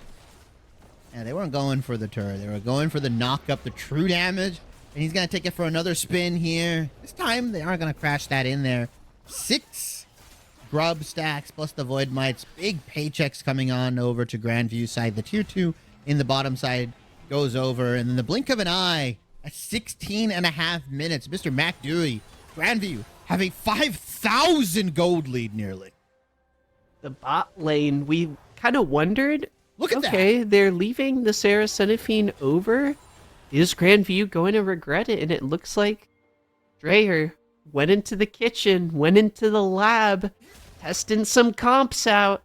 They've got an answer for the Senna Seraphine and the Zaya Rakan lovers duo. I mean, how can you beat the lovers duo? How can there be a better duo than these 2? True. Salt and Pepper has nothing on Zaya Rakan right now. Peanut Butter Jelly, old news. Zaya Rakan is the new wave. As right now, Grandview, Briarcliff are posturing for a fight, but I don't think they're ready. Cammer is on 1 item on the vein. Your Archangel is not even fully stacked up. I feel like Briarcliff although they can outvalue with the team composition, they actually muscled their way into this dragon because Proctor is like, you know what? Screw the dragon. I want turret plates. I want gold. I want minions in the top side here as mid lane's also getting pushed down. It's going to be 2 inner turrets potentially going down. Look at the Void Mites. There are so many as the rest of GVU rotate up to the top lane. Briarcliff, despite getting the objective, seem to be playing a little bit of catch-up as GVU look to set a trap. Oxy potentially caught out, does have the explosive cone, makes it tough to play around that corridor, but regardless, Shibby, it's going to be 2 turrets going the way of GVU. Briarcliff get the dragon, right? They inch themselves ever closer to Infernal Soul, but Grandview just cashed in $1,400 for their team, right? 700 on the top side. They got mid lane tier 1 and tier 2, a whole ton of gold, and have propelled themselves even further. Now 7,000, nearly 6,500 ahead for Grandview Vikings. They said, screw the dragon. You guys can have it. You guys want to fight over it? We'll take mid. We'll take top. We'll bust open your base very soon. As you look at the bottom side there, I believe that turret is a kind of not super low, but you know, a team fight, bad team fight from Briarcliff. Maybe something from Grandview. They can push that tier 3 in the bottom side. Strict Proctor once again in danger, trying to go mega, gets condemned into the wall. Senna ultimate on top of it. Camera trying to go. Mike goes down. 1-for-1 trade. Pluto coming in. Castle coming in as well. Camera is in trouble. Raymond as well. It is a mid lane karma running after you as Camera goes and tries to underneath the turret get executed. Castle runs in for the kill. And the initial tower dive, Briarcliff thought it was free, but it was far from that. It's a 2-for-1 trade as it's Nightstar on the flank. He's got to be careful. Oxy without an ultimate. Nightstar knows his limits. 2 items on the Xayah. Yeah, dive went from bad to worse, right? Mike ended up tanking a little too much of the tower shots. Camera off that charged up turret took 2 big chunks of health, turret shots that knocked off half health of Camera, and the rest you just saw Castle cleaning up. Grandview collapsing onto BCU. So far ahead right now, 20 minutes in, Grandview can just start the Baron, and they can take it down relatively quickly with Nightstar, with Castle, and with Proctor here. They've got a lot of decent chunk and percent health damage in their inventory. Mike, meanwhile, caught in what dead. was once his jungle is no longer safe. Baron now on the menu just as it spawns. GVU is ready to rock and roll. Nightstar with the damage. Castle as well. The shielding of Jigqual is going to make the objective easy as once again it seems Strict Proctor is once again we see these top laners playing the role of seductive bait. I feel like trying to get the enemy teams to try and go down the Baron. Now Proctor is just a consolation prize. Lenient Proctor seductively swings his hips as he enters the mall, swooning everybody on Briarcliff's side. Baron, Grandview's focus here, 41,000 to 32K. It's a 9,000 gold lead for the Grandview Vikings at the 21-minute mark. It's maybe a slow, methodical game, but Grandview have been saving up every penny in the piggy bank here and have cashed it out. They are so far ahead. They can just wallet diff Briarcliff at any singular fight here. By the way, Proctor has just not even been involved in any of these team fights that Grandview have been winning. It's weird. Only 13 kills within 21 minutes. Usually we're at like a kill a minute or over a kill a minute pace. Roughly. We're actually under that pace, and GVU have been methodical in their fights and objective control, playing the map, focusing on the objectives, and as you said, I feel like they're looking after the pennies and the dollars, and the game is counting itself. The Baron Siege begin, the mid lane inhibitor turret down to 50%. The Void Might push is coming. Briarcliff prepare themselves for the oncoming storm. More minions crash in. Strict Proctor pushing up the bot wave. Shibby engage from Oxy. The follow-up is there. Jinqual goes low. Pluto tries to get into the fight. Nightstar is still alive. It's a shutdown for Cammer, though. Cammer is the one to potentially pop off. A huge engage. Proctor finds the backline. 4 members of Briar get deleted as Proctor comes from the flank and gets a triple kill. Everybody hugs the wall, and GVU get an ace. Briar University get themselves shoved into the lockers by Strict Proctor. He said, give me your lunch money, your milk money, give me the savings in your bank account. Knocks everybody in, and that's the game-winning fight. Proctor on the Gnar did not participate in any of the team fights. The only one, the most important for him, massive Gnar ultimate. Huge win from Grandview University. 23-minute victory. Wow.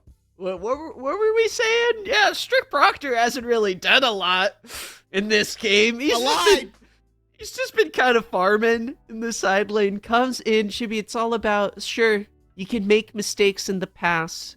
It's all about the right place at the right time.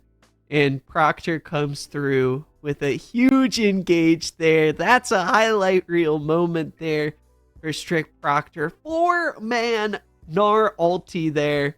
Really, really well played, Chibi. What a game from GVU. They seemed dialed in from the get-go. Yeah, massive. Grandview University, full control of the game, right? It never felt like it was slipping out of their hands, right? Yeah. From start to finish, mid lane was doing fine. They were completely fine ping-ponging lanes back and forth. Bottom lane had like a vice grip on Zero and Raymond, right? They just could not get anything done on Briarcliff's side. Top side was doing fine. Strict Proctor on the Gnar, doing his job, making sure that Oxy cannot participate in these team fights, keeping him under turret, keeping him shoved in, couldn't really TP or anything like that. And Castle was just allowed to free farm, right? On the Viego. Yeah. Camps, objectives, everything, the 6 grubs, the Rift Herald, everything was for the taking. And they just used their hands, they used the mechanics, the gold leads that they got with this composition where they're just allowed to play super far up and super pressed into the enemy team. Plates were going down. You add the grubs on top of that, they're going down even faster. And they just kind of slowly but surely accumulated a massive gold lead. And you saw them just wallet diff BCU. It was a 4v5. It looked like it was going in their favor. And then Proctor comes in and says, no, man, I got to go eat soon. Let's end this game 1. I want to move on to game 2. I feel like GVU may be battling some demons. They got geared up. They spent some XP and they were ready for those demons here in game number 1.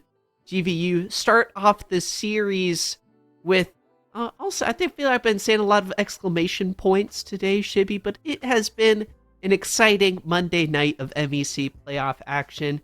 If you guys have ever considered about where we're headed in this playoff bracket, we're on the road to Illinois. If you want to see these MEC players live and experience the MEC for yourself, you should come and watch the MEC Spring Championship at the Unified Gaming Fan Fest Illinois College on April 6th and 9th.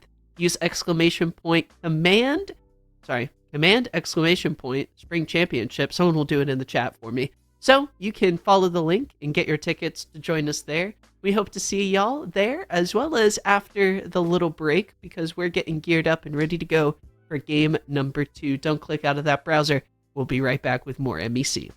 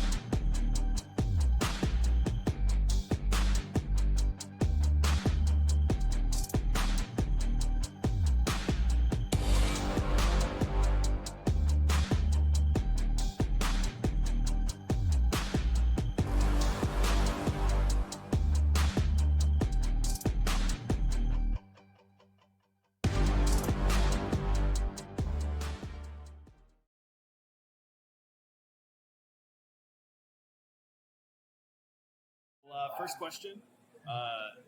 The event here today is a LAN. It's an offline event, so pretty unique in the ecosystem. What do you look forward to? LANs versus online. It's a great bonding experience with the team more than anything. Like being able to pull up with the boys, hang out all day, play League. You know, I'm from Chicago, so nice. I can take the team to see some local spots around here. Any big ones so far? Or on I mean, we went to Portillo's yesterday, but I got a couple spots in mind. They're in town. Like I'm gonna try and get us pizza probably today. Okay, from we can go to Illuminati's. There's a couple different spots. My personal favorite, I like Michael's Bar and Tavern on Sheridan and Sheridan and Irving. Michael's, yes, named after me, of course. Right. Well, I mean, you didn't have to tell me. I know. Then, second question: if you had to bring any character, whether it's a real person or game character, anything from anywhere, for to be the next character in League of Legends, who's it going to be? Have any of the previous boys picked a character from another game yet? Yeah. No, we've got a few. I bring the Lich King. I think bringing Arthas to League would be fun. Oh, I think Arthas would be fire. Interesting. Yeah. Like nice CC based top laner. Yeah, that sounds like a lot of fun. Okay, not bad. I mean, you're gonna have to jump through a few hoops to get that. I mean, why not? Wizards going through a rough patch. They probably be willing to sell a couple rights here and there. Easy. All right. Well, last question. You've been answered by some of your teammates, but who is most likely going to go viral on your team for whatever reason? Who's showing up on the For You page? Can't say probably a Nets, my top laner. It's a miracle that someone from Quebec is able to be decent at League of Legends. So I'm really happy for him. Like he's been struggling today. All right, he's been having his moments and whatever, but I think once people realize that we have a miracle of nature on our team, a good League of Legends player from Quebec will be fine. I think he'll be the first one to go viral. I mean the Quebecois are gonna go crazy for this one. So all right, thank you for showing up. Appreciate you. Yeah, good luck in the game, sir.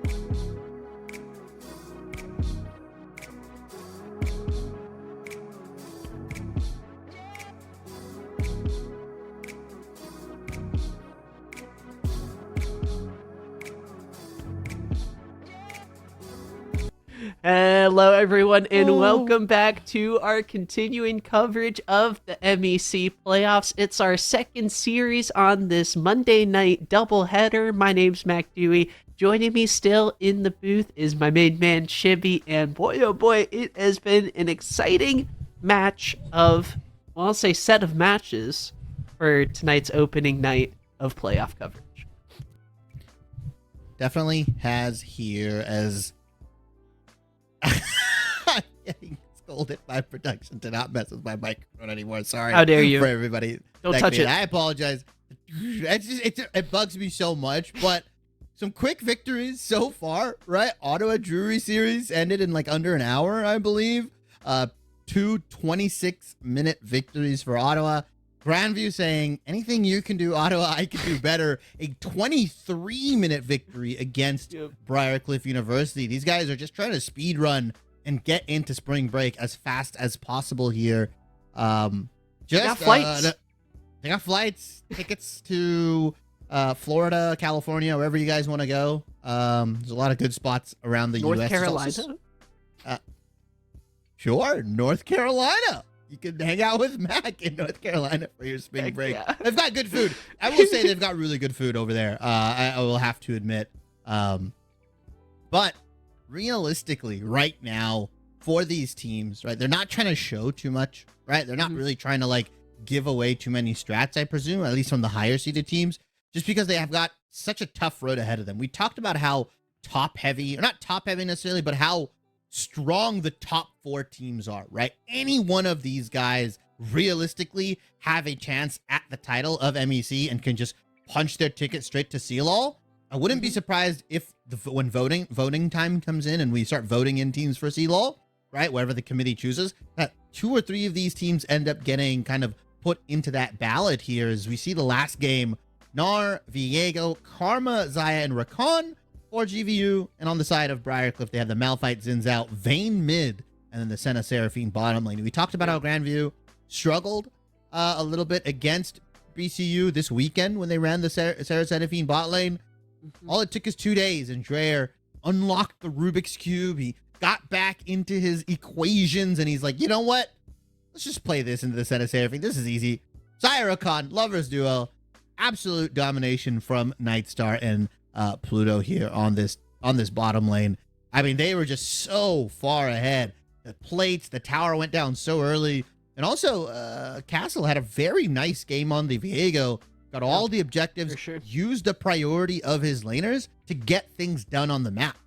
Yeah, and I think headed into game number 2, it's actually kind of a tricky position for Briarcliff because just like the Lovers duo, Arda, Salt and Pepper, for Briarcliff, Senna Seraphine was their peanut butter and jelly go-to combo. And now, with that not working, where does that leave them? GVU have set themselves up in a pretty good position here. They've shown in here, game number 1, they can handle the Senna Seraphine. So, I wonder, does BCU try to take away some of those answers? Maybe ban away the Zaya?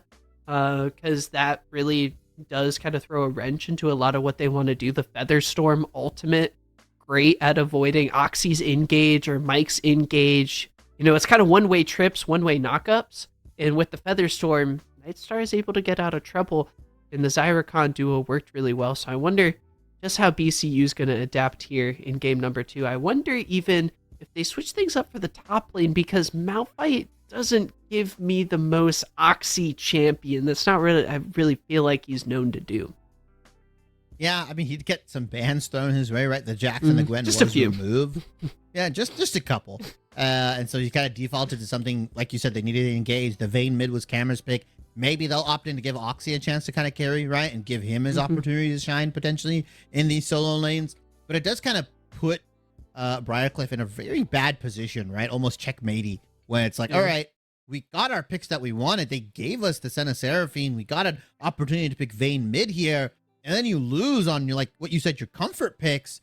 Now GVU have all the room in the world to start banning more stuff, drafting different compositions. It's on Briarcliff's side to say, like, hey, what was the problem? What did we do wrong? Was it something that we let open? Did we just execute incorrectly? Right? There's so many different ways you can kind of look at it for BCU. And to solve that puzzle in such a limited amount of time against a top team like Grandview University, it's a tall order. And I want to see if they're just going to swap up their whole comp entirely, or if they're still going to run the Senna Seraphine, but give Oxy and potentially Mike a bit more chance to kind of carry, as the Zinzao, it just couldn't really do anything because all the lanes were getting shoved in. They were under their turret 24/7.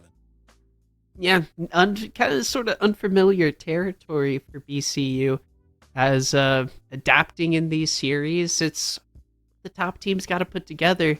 We'll see what I think for a lot of these teams, they have an essential foundation that they kind of stand on, and it'll be interesting how I think BCU goes about drafting here in game number 2. Do you try to give Mike something a little different? Zhao feels a very Mike champion, so I don't know if you go necessarily that route. Yeah, I'm thinking fingers crossed, Oxy, sarcastically, just a few bans before, talking like 3 or 4 bans thrown at him to limit the champion pool, and then you put Proctor on a safe pick like Gnar. Kind of sets up the top lane for success, limiting the carry threats that can go into Gnar. Crazy pick idea, BCU, you're watching it, back up against the wall, Proctor locks in Gnar, lock in the Yasuo. Give Oxy some carries. That's Mac's bold strategy here headed into game number 2. We'll see what BCU, though, cook up as GVU. We saw a very controlled game, very low kills. MEC, we're used to carnages, like a kill a minute. Shibby's trying to rush a point in as quickly as possible. That's another handoff to Mac as there's another fight going on. So this game felt kind of uncharacteristically MEC in a way that GVU was very okay with. I'm all for these slow, paced out games. I get to talk more. I love to hear the sound of my own voice, right?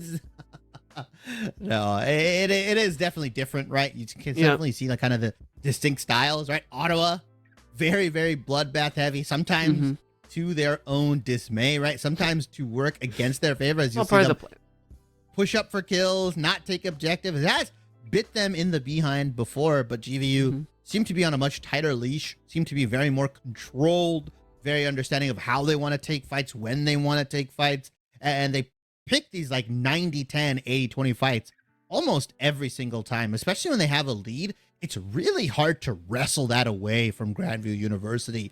This team, probably one of the best in our league to play with these like small gold leads and kind of just slowly but surely snowball them, right? It's not a massive 80-mile-an-hour snowball. It's more like it's gradually picking up pace, slower and slower. But as you see, the wallet just gets bigger and bigger and bigger. And by the time you think you can fight them, they're already 2 items in. They're ready to go. And they've already hit their item power spikes on a lot of these champions. GVU playing a much more controlled game here. Let's see if they go for a more controlled draft in game number 2. As we hop in, the sides have not swapped. GVU back on the blue side. Briarcliff want to take another stab at the red side. Let's see, as we get into the first ban phase, GVU immediately hovering that Varus pick. Something to consider, Shibby, as they stick with the Zyra ban. Pluto's Impact in game number 1. Early roams from the GVU support was the name of the game. And again, similar to I think how GVU have found a lot of success in games past against BCU, they've been roaming first, getting to fights that they've planned for, and BCU are playing reactively, trying to keep up with what GVU have planned. Yeah, I don't think GVU have to really swap up their bans right now as well, right? If it ain't broke, don't fix it. I'm a big proprietor of that. Briarcliff University, though, they are going to take away that Hui from Jinkal, who has actually played it pretty well into the Azir specifically, right? Hui is such a good matchup, can match up against these mid-range mages pretty well here. But I want to see BCU prioritize one of Oxy's picks, like you mentioned. If you want to try to give him counter pick, go ahead. That really lives GVU up to ban more top laners. The Fiora taken away here. Yeah. Briarcliff University removing the Orianna. They really want that mid advantage. Briarcliff saying, you're going to ban out our top laner. Well, we're going to just target your mid laner. But Jinkal, he has that Syndra in his back pocket. He was our best Syndra last year, right? Like, he was insane on the pick. Yeah. I want to see if he can default back to that same way that Riverside was able to bring it out here earlier today. I want to see if Jinkal are going to be able to do it. They're going to go and ban the Seraphine away. Even despite winning, they're challenging BCU's bot lane to show them something different. I was not expecting a Seraphine ban. They don't want to take it twice.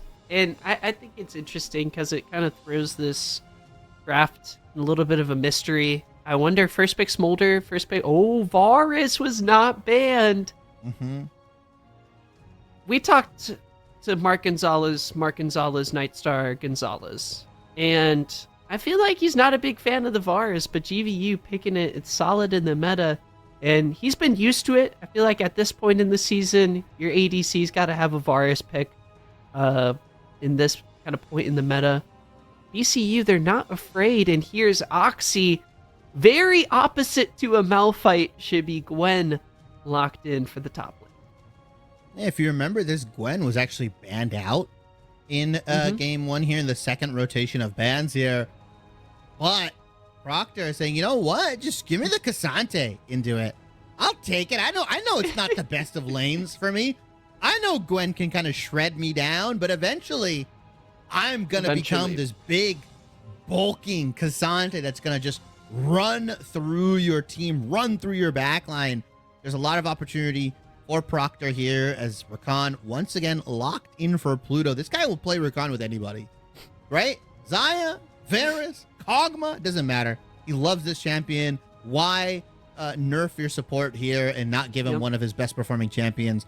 Has that engaged potential. You saw how good he was at getting those grand entrances, getting those ultimates off. As the Lux being locked in here could go into the mid lane for Cammer potentially, or could go in that bot side with Senna, right? Senna could be farming, or it could be a farming Lux in the bot lane, could be starving or fasting Senna as well. We've seen both variations across the regions and across the leagues here. Both have their own strengths, right? The soul stacking, some would argue, is a little bit more important than the gold being influxed into the Senna for those items. Just depends on how you want to swing it and whether you want to fight early or whether we want to scale much later into the game. As this composition from BCU screams scaling, as now more mid lane bans shoved into Jinkal's face.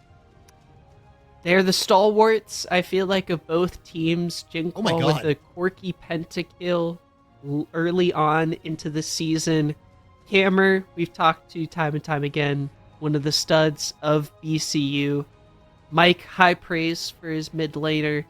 Cammer's been making a lot of plays, so it makes sense for these teams to start targeting those star players in the second ban phase, limiting those champions. They're going to take away the Vi as well. They know Shibby the Varus is vulnerable to some of the lockdown CC that something like the Vi offers, but Mike's Lee Sin is still available, so is the Xin Zhao.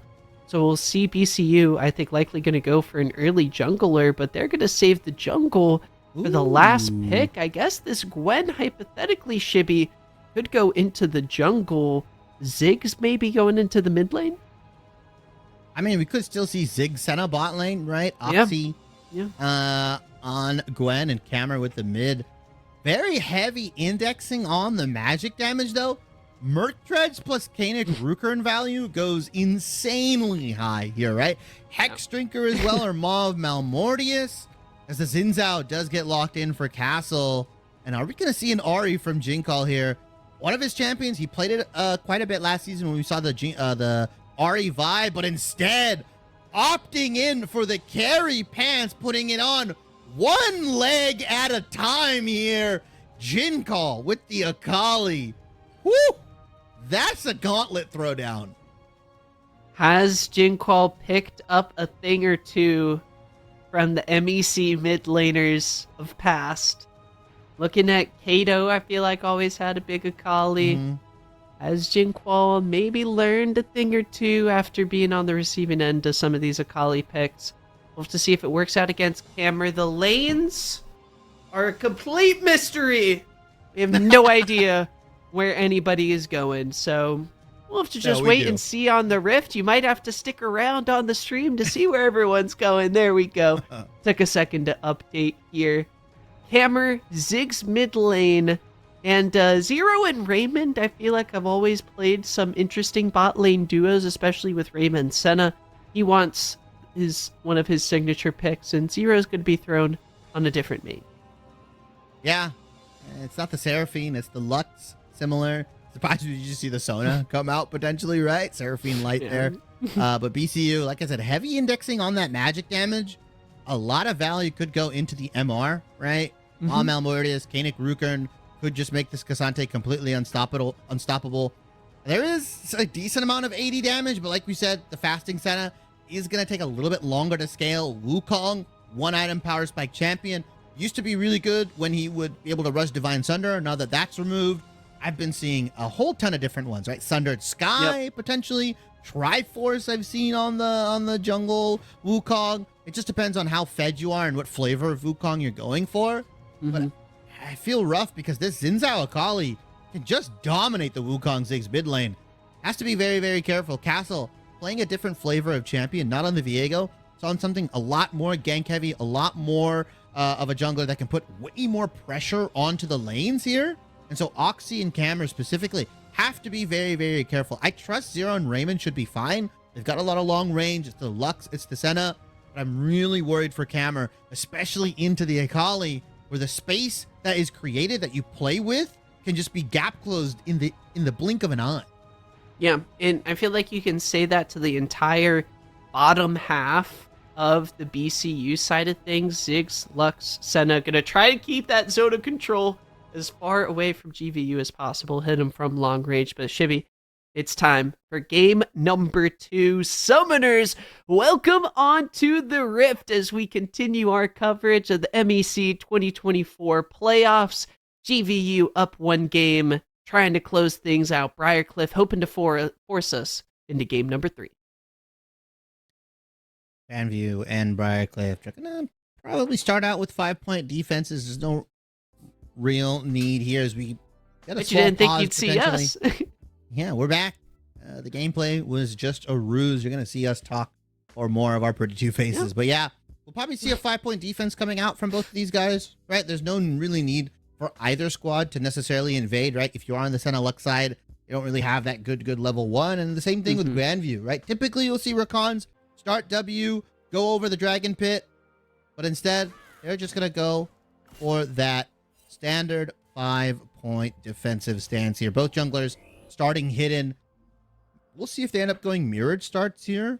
I would suspect that Castle trends towards his bottom side, right? Starts on the blue buff, goes down, paths down to bottom lane, and just covers Nightstar and Pluto here so that Mike can't get any fancy shenanigans off.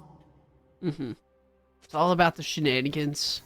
I'm expecting, hopefully, a big game from Oxy on the Gwen. Ghost teleport for both top laners. All about the speed shibby here in game 2. And for Oxy, someone who's been a potential carry threat, one of the best top laners in MEC. Hoping his Gwen can come out and make a lot of noise. Proctor on the Cassante, he's had some really good games on it. It's going to be a tough matchup for BCU. As things get kicked off, Shibby, once again, the junglers mirroring on the top side of the map. They're going to be working their way bot. And last time, it actually worked out for BCU. Mike got the scuttle, but we'll see with this Varus. I anticipate a lot of early lane priority, but Raymond's dishing out a lot of damage.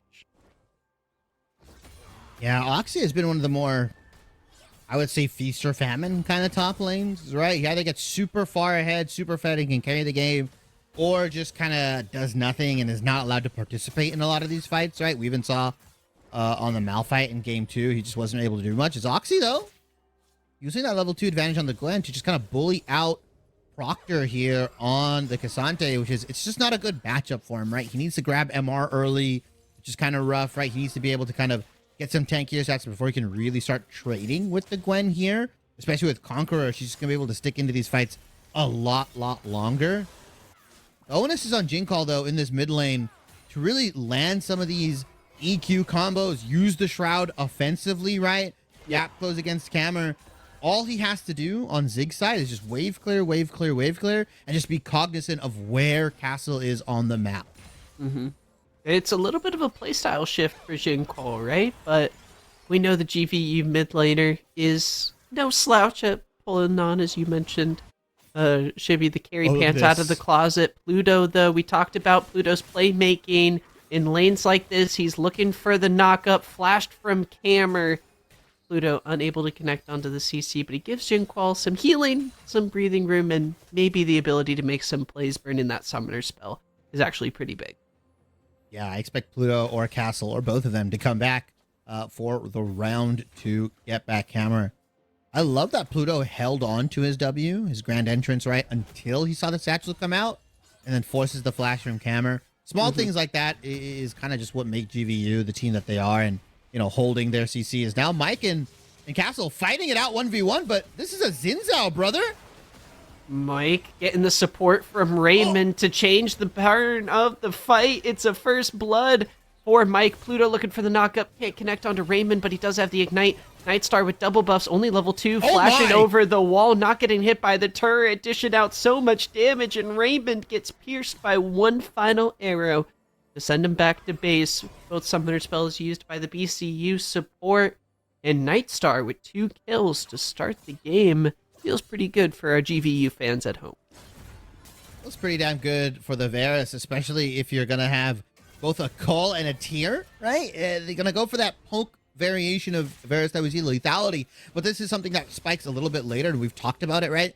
There are some Varuses that end up going full lethality, and they'll just get like the 2-item lethality power spike. This one's going more for the Muramana into Manamune spike, so a little bit later, but those Qs end up hitting a lot harder in the mid game, as Proctor is just liable to 1v2, but Castle's here once again. Everywhere Mike is, Castle is there, hand in hand, ready. Oxy underneath the turret's gonna have to let this farm go. Might go in toe-to-toe with Proctor. Give Oxy some of that breathing room. Does have teleport available. And Chibi, that sequence, I wonder, Castle with a difficult decision is going to decide to start the grubs. Oxy teleporting back into the lane. You think that maybe they have a shot at fighting, but actually, Castle only grabs 1 grub and backs off. Yeah. He's going to be A-OK. Grandview University. Small gold lead here. I like that Castle. Also on a different look, right? Way more aggressive of a jungler. Is willing to kind of use the Zinzao strengths in the early game to kind of scrap with Mike here and not be afraid. Kali, Inkall. Nice small CS lead. Cammer actually not kind of having a good time in this mid lane. Right? Pluto came to gank early on. He's got to play a lot safer. His flash only about halfway, about 60% of the way of the cooldown. Right, you still got to be cognizant of where Castle is. And look at Pluto. Once again, setting up another pick, potentially. Mike, he's just able to back out here. The amount of pressure that this Rakan is putting on the map feels suffocating for Briarcliff. And Nightstar is chilling in the bot lane here, not under much duress. Zero and Raymond struggling to put pressure on the GVU ADC. He's got those Swifty boots. He's moving around pretty fast. Been cashing in on a lot of CS. He's building up his lead.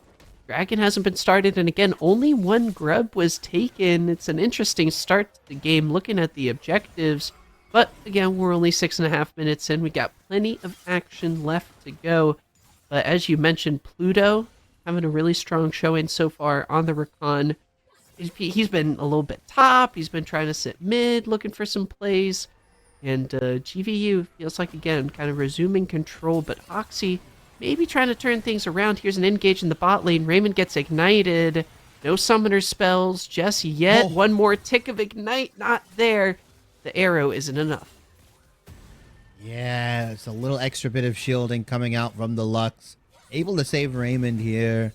Almost, though. You can see the power of this Varus Rakan lane, right? Once you get caught by the W, once you get caught by the Grand Entrance, you're going to have to eat a whole bunch of black stacks. You have to get that popped either by the E or the empowered WQ here, the arrow like you mentioned. Though I don't know if Nightstar should be trading under the turret. Yeah, trading back that damage. I would have waited. Eats a turret shot, is pretty low. There is room for Zero to potentially look to turn this, as now Proctor up in the top lane. Jinqual joins him in the all-out perfect execution wombo combo. Works between the 2 GVU solo laners as they get a kill onto Oxy, trying to shut down that Gwen. Mac is hoping for a big game. Oxy down a little bit. GVU putting down the BCU top laner. Inkall, a roam with the Akali, helping his fellow solo lane brother here. And Oxy, you had to understand, had to burn TP early on here. He's going to miss potentially a little bit, as Proctor should be able to get that turret plate in the top side. He has Demolish. And we finally see Mike trying to finish off these last 2 grubs here. Castle knows, I think, it's being taken because he was spotted over a ward. Let's see if they end up fighting for it. Proctor, though, is on a recall here. Oxy is very strong right now. Pluto, flash, Grand Entrance, flash for flash.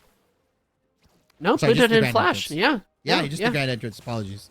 Value. Let him cook. Popping off. Camera, meanwhile, does have flash. back available makes things a little bit more challenging for Jinqual, but as you mentioned before, having a good lane on this Akali so far. Ahead in CS, got a kill now. Raymond, no summoner spells. Flash was just barely coming up. He now has it available, trying to get away. It's going to be enough, Shibby! Wow, barely escapes, has 3 stacks of Blight. Castle, meanwhile, goes up into the top lane. No ultimate for either top laner. Castle does have his if he needs it, but it doesn't look like it. It's a clean setup once again. Oxy, 2 deaths. Meanwhile, no ultimates for the GVU bot lane. Snare catches Pluto, trying to dash away, but the Storm, the Cyclone, comes through. No way. Can he get out? How, Shibby? How do the supports keep barely escaping? Unbelievable. Both of them got the blue suede shoes on. Both Raymond and Pluto get out alive here. What fancy footwork coming out from Pluto there to live with a sliver of HP. Also good on Nightstar to not just completely bail out on Pluto, right? To give him the battle dance, right? Just in case he needs it, and wish he used it to perfection. Got the shielding going, and yeah, neither of those bot lane plays end up in kills, but Mac, we're 10 minutes in, and Grandview, 4-1, 2,000 gold ahead. Plates have gone down in the top side and the bot side. We've seen a whole bunch of gold, just CS leads across the board, right? Look at Nightstar, 30 CS, nearly 40 almost on to Briarcliff's bot lane here. Jinqual's having a fine time in the mid lane. We've also seen a bunch of plates go down, which is kind of expanding that gold lane just a little bit. And what's big, I mean, you can just compare the goals between Nightstar and Oxy. Already, GVU gearing up for another aggressive mid-game. That involves a lot of picks, a lot of action. And we'll see. We'll see, Shibby. Interesting early game. Briarcliff down, but how are they going to try and get back into this one? As you mentioned, they do have a lot of zone control. Raymond, Zero, Camera. They want to keep the mid lane assassins as far away from them as possible, but it's difficult with GVU playing around vision like that. They're on point. Jinqual goes from one ultimate usage to the other. Hammer flashes away, barely hanging on to his life. Nice execution coming out from Grandview University. Jinqual on this Akali, man. Just, we saw, like, would he be able to step up? His Castle? No, he's going to bully out Zero. Oh my gosh, teleport from Camera coming into the bot lane. Oxy as well coming into the bot lane. He's dealing with, what is Castle doing? He gets a 1v4 kill, trading 1-for-1. Now look top, now look mid. The push begins. Oh my god, Castle makes it a 1-for-1 regardless. The TP came in, didn't matter. Now, with these grubs, the 1 stack for Grandview, not as debilitating for Briarcliff, right? As we saw in the 6 stack last game where they had 6 stacks of the Void Grubs. They were able to push down turrets so quickly here. Grandview, a little bit of a less of a push as the TP comes in from Proctor here. Has really good all-out targets. The flank is coming in. Proctor focusing Oxy, Pluto, and Nightstar taking care of Raymond. It is a well-communicated effort between the GVU squad, taking care of business separately yet together. Let's see, GVU now going to try and contest the Void Grubs. Castle gets 1, looking for 4, but again, as you mentioned, the Void might buff is gone. Mike getting low, as well as Castle. The healing from Castle over the wall. He's gone on to 0 as Mike looks to come around as well. Camera trying to turn things around. There's Jinqual dashing over the wall for a double kill. Looking for more. He has the damage. Can he get it? Camera so low. Barely survives, but look elsewhere. Castle looking for a win becomes lightning. I don't think he has enough healing to sustain through the rest of this. They got 2 Void Grubs apiece. They prevented Briarcliff from potentially getting the Void Mites. And I think it is a job well done for GVU as the gold lead continues to grow as more and more kills go their way. Shibby, it's up to almost 6,000. Raymond potentially getting caught out once more, as this is a much bloodier game. At least the start of it is anyway. GVU hunting for more and more kills. Mike looking to turn it around. The final spark misses. Nightstar, a beautiful dodge, bobbing and weaving out of skill shot after skill shot. GVU somehow get out. All right, that guy's scripting. Check his PC. Dude, the fanciest feat from Nightstar, man. Pluto, Just too! Absolute beautiful move. And Pluto's on Recon, okay? That's less impressive. The Varus dodging everything out with just the clicks? Yeah, that guy's insane. Nightstar just living through everything. The double Dirks as well. Oh my god, he's got full lethality ready to go. He wants to end this game as fast as possible. Hey, if you don't think the Muramana's going to be stacked up by the end of the game, isn't this the right route? As finally Briarcliff locked down the nimble Pluto. Might be the farthest planet out there, but eventually you find your mark and lock him down. Big hill coming through for BCUs. They try to hang on. They secure the dragon. They've got objective bounties up already. There's an easy one to potentially pick up in the mid lane. Is that turret super low? Camera should be able to use his W to get it. I don't know why he's going down bot. He's just gonna pick up the wave, right? That's what they're gonna do. Realistically, they're just matching side lane for side lane. Grandview University are gonna pick up this Rift Herald. They're gonna be completely a-okay. I don't think they'll be contested on it at all. Mid lane, Nightstar and Pluto are pushing in respectively. Zero, the TP on the Lux here. It's not safe. It's not safe. That's double Dirk. It's double damage time. Nightstar feeling it. Yeah, that guy recalled, TP'd, died. Oh man, that was rough. The CC chain as well. Double Dirks equals double damage, like you said. Dropping in that double-double like the Dallas Mavericks Dirk Nowitzki there. I was seeing how many Dirk references I could get up. I think it works out. I think it's good. Rift Herald, meanwhile, summoned in the mid lane as Mac and Chippy are gonna... We'll see how many basketball references we can sneak into the rest of the cast. We're gonna see a charge into the mid turret. Castle's gotta be careful. It actually gets destroyed before it charges. Doesn't get the activation. Double beams go a little short. Jigqual tries to get into the back line. Action in the top lane as well. Strict Proctor going all out on Oxy as it seems the fight in the mid lane is dissipated. I was wondering why we went top, Shibby, but nobody died in mid. Nobody at all. Castle was a-okay with the Zinzao ultimate, and Proctor, he's like, I want the turret. I want your life. I want your base. I want everything. He actually just wants to get out. Got the healing regen, but oh my gosh, the bombs he's dodging. Raymond trying to run. The bouncing bombs, the satchel charge. Camera eventually gonna flash, but the shield comes through at the right time. Raymond Q, line it up. Camera stand still. No, they miss. He used the ward as well to try and get it. Proctor just buying time for the rest of the team. It's teleport from Oxy coming out, but Proctor still dishing out damage. Inqual's going in. Has no ultimate to cut through, but the Shuriken are going to be enough. Buying time for the rest of the team. Mini stopwatch. Nightstar now going toe-to-toe with Oxy. It seems GVU are coming out on top. 3 for 2 in this fight. Nightstar going to back away, kite around. Zero and Mike have to look mid. Briarcliff chase and chase and chase and chase, and Proctor just using the fancy footwork. Everybody on Grandview, by the way, just absolutely bobbing and weaving his castle. He's gonna look for a fight onto Mike here. It's gonna be 2v1 for now. Pluto on the backside. 2v2 support kind of versus jungler. Pluto gonna shield up, knock up Mike. Some damage onto Zero. Camera teleporting in. Proctor. Talking about a bloody game. This one's got a lot more action for us. You mentioned the magic resist item. Proctor's picked it up already against the heavy AP-focused Briarcliff squad. Can we just talk about Pluto's item rush, by the way, for his homies? The Mikhail's Crucible, just to make sure...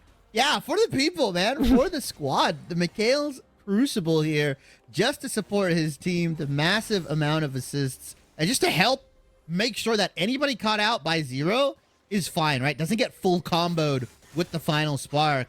I love that, right? There's only a handful of roots and CCs like that can really turn the fight for Briarcliff. And if you just cleanse that out and keep Grandview going in these team fights, they're more than happy to just run you over. As right now, We see a little bit of aggression. We see some... Uh-oh. It's another Chemtech Rift for a Shibby, which means bigger explosive cones, as Cammer's well-timed explosive charge is going to disengage the fight completely. Yeah, I thought, Raymond was going to be in a bit of trouble there, right? Because Castle just lands upon him. And I'm pretty sure Proctor can reliably 1v3. I think he's fine. Not fine, So as an in, like, ultimate he should be able to comes get one. out. Let's see. No, the damage from the center of the Oppenheimer bomb. Cammer takes care of business, locks down the top laner. But look at the rest of the map. Should be, again, GVU, it feels like they may lose something on one part. But look, they are taking care of stuff on the opposite side of the map. Castle gets Dragon. Jinqual gets a tower. Yeah, they're just using this vacuum of pressure that Proctor is creating on the top side to get every single objective. And like you said, it wouldn't be a Shibby and Mac cast without a Chemtech Drake appearing. Chemtech Soul specifically. Man, just super unlucky. It's a cool dragon, don't get me wrong, it's a cool soul, right? The empowered plants are the most fun part about it, in my opinion. Yeah. As Castle clearing out vision. Grandview University, once again, just kind of have complete control of this game from minute one, right? It felt like they were always ready to fight with numbers advantage, and this small gold lead that they had around, the 8-minute mark, it was, again, 1,000, has ballooned to about 6,500 at the 20-minute mark. And once again, they can just kind of start Baron with impunity and be ready. You look at Nightstar, Muramana in hand. It's almost stacked up to that man immune. A couple more charges that it should be ready to go. Still has the double Dirk in hand. He's 2 items, as well as Jin Call. Even in the top side, Proctor has a bargain bin of items right now. It's really kind of... He's been shopping everywhere. I don't know what kind of sales they've been having at Dollar Tree, but man's got a lot of different components. I'm interested to see how all of that fun stuff combines. The Frostfire Gauntlet is going to be the first item on the list, but Bombies and Executioners go to different things. I'll be interested to see how that works out. But for Briarcliff, the Chargers do have their stud in the mid lane, Cammer, in a good position. I think it's going to be on him to find more of those big ultimates to see if they can come through and win some of these fights. Lockdown from Nightstar. What was that damage off of the ultimate? He deletes Mike's health bar as Oxy gets an objective bounty in the bot lane. Proctor, so much MR, makes it tough for Oxy to work through a lot of that tankiness. And look, GVU once again going for these early Barons. Yeah, using the pressure that he's creating on the Cassante. Why not let it rip, as Nightstar is finally going to join here. Akali's going to keep up that side lane pressure. And you look at Briarcliff, they just don't have any vision at all. They can't really walk up here reliably. And look at what Jincall's about to do to this team. He does get rooted up, but it doesn't matter. He goes flying all over. Oh, look at the mechanical showcase. Jinqual with a double kill. And I'd never seen something like that. That was crazy. He times the E with the ultimate to go both directions and somehow killed the both bot laners of BCU. Just like his titles, he goes back to back, right? Jincall. Massive Akali performance here. 8-2-1, giving us a different flavor of mid lane, right? The mid lane mage player that we talked about, he's busting out the Akali, may have learned a few tricks from ONU's Kato here. 8-2-1. Huge carry performance, and Grandview are looking to wrap this game up very, very soon. They catch out Hammer in the mid lane. Not playing far enough back. It's a Baron power play moment for GVU as Jinqual continues to terrorize BCU in the jungle, in the side lanes, looking for more. He doesn't need the ultimate. He's on a killing spree. Now Strict Proctor so tanky, able to absorb all of that damage up. Cannon Minion firing away. Strict Proctor recalling. He does have teleport available to join the fight once more. Raymond chunked half HP off of one arrow. The Muramana activation is a huge power spike as GVU enter the base with the Baron power play and start just taking lives underneath the turret. Nightstar 8-0-0, not one assist. Oh my gosh, his arrows only find kills in this one, Shibby, as the Nexus turrets once again under fire. The ultimate from Cammer doesn't finish off Nightstar somehow as Proctor tries to soak up a whole lot of damage. The minion wave slowly but surely comes out. The all out puts Cammer in danger once again as Jinqual gets another double. It feels like he's been all over 11-2 in 1. Oxy goes down as well. Mike and Zero, the last ones standing, but the Nexus shall fall as Mike tries to join the battle once more in Grandview University. Move on to the next round of playoffs. They take game number 2 in decisive fashion. Once again, the Baron power play coming through for GVU. They know how to target it early, and it comes through for them once again. Sub 26-minute games across the board here, Crazy. right? Ottawa in their first series, 2-0. Grandview in the following series, 2-0. Just quick wins for all of these guys here, and a dominant performance from both of those teams. And GVU punched their ticket into the upper bracket semis here. Woo! Unfortunately for Briar University, they fall to the losers bracket and will have to face the loser, I believe, of Purdue Northwest and Campbellsville, Cleveland State University. Campbell's. I don't know why they were. Don't ask me. Cleveland State University. They're gonna have to face the loser of that, and I'm pretty sure Purdue Northwest, if all things go according to how our seeding is and how the teams have played across the regular season, should be moving on Purdue Northwest to that winners bracket, winners semis here, and be sending CSU to the lower bracket. Very, very quick matches. I can't say it wasn't expected just because of how much of a divide our top 4 teams have against the kind of the bottom 4 teams, right? There very much was a kind of a big skill jump here. Some of the lower seeded teams could take a game here and there potentially, but it's really hard to close out against these teams. And you see why. The way these top 4 teams play with leads and the way they're just able to decisively close out games, that's kind of the big difference maker when you're playing against them. And just the coordination, the ability to get something in return. Even if you kill their top laner, they're going to get a dragon. If you go for their top lane, they're going to get a Baron, right? You take this fight, oh, we're going to go get top lane tier 2. You want dragon? We're going to get all these turrets. GVU looking like a well-oiled machine. Punch their ticket, like we said, to the winter semis. They're going to be happy on their spring break. They're going to be cool, calm, and collected, enjoying whatever beverages they like. Absolutely. And to take a look at the schedule just briefly, we won't see the semifinals matchup, winner semis, of course. So we've got Ohio Northern taking on Grandview and Purdue Northwest taking on Ottawa. It's Friday, March 22nd. Yep. The winners semis will play the Monday. We're going on a bit of an extensive break here at the MEC. It's also our spring break. We'll be back March 18th. So 2 Mondays from now. We'll have a break, no casts for the next little bit. We'll find March 18th, A5, A6, Cleveland State versus Drury, Briar versus Cornell. Those are the matchups we'll be bringing back.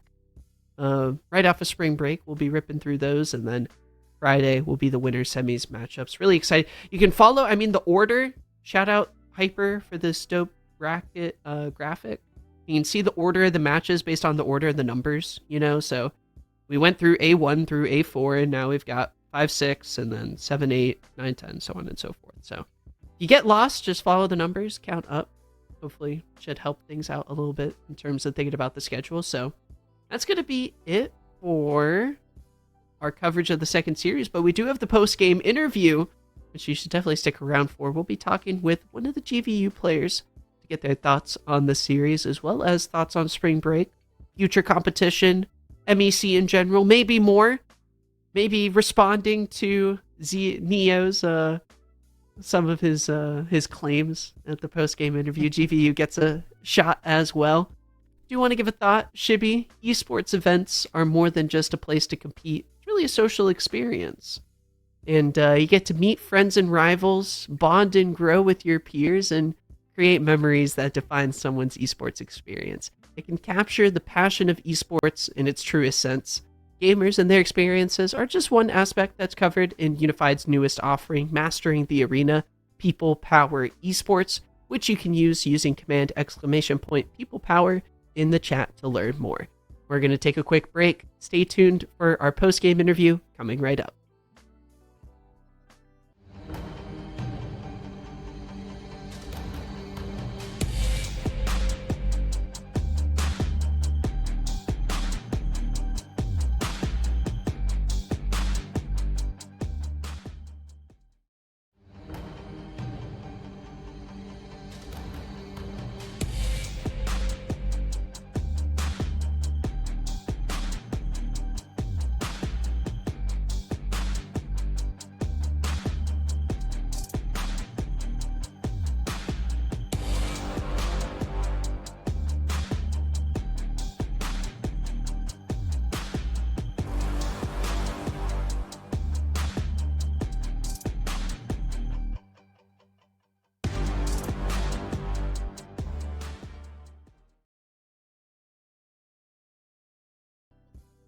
Yes, Henry? Hello, everyone, and welcome to the stream. We are joined by the incredible top laner coming through, Strict Proctor.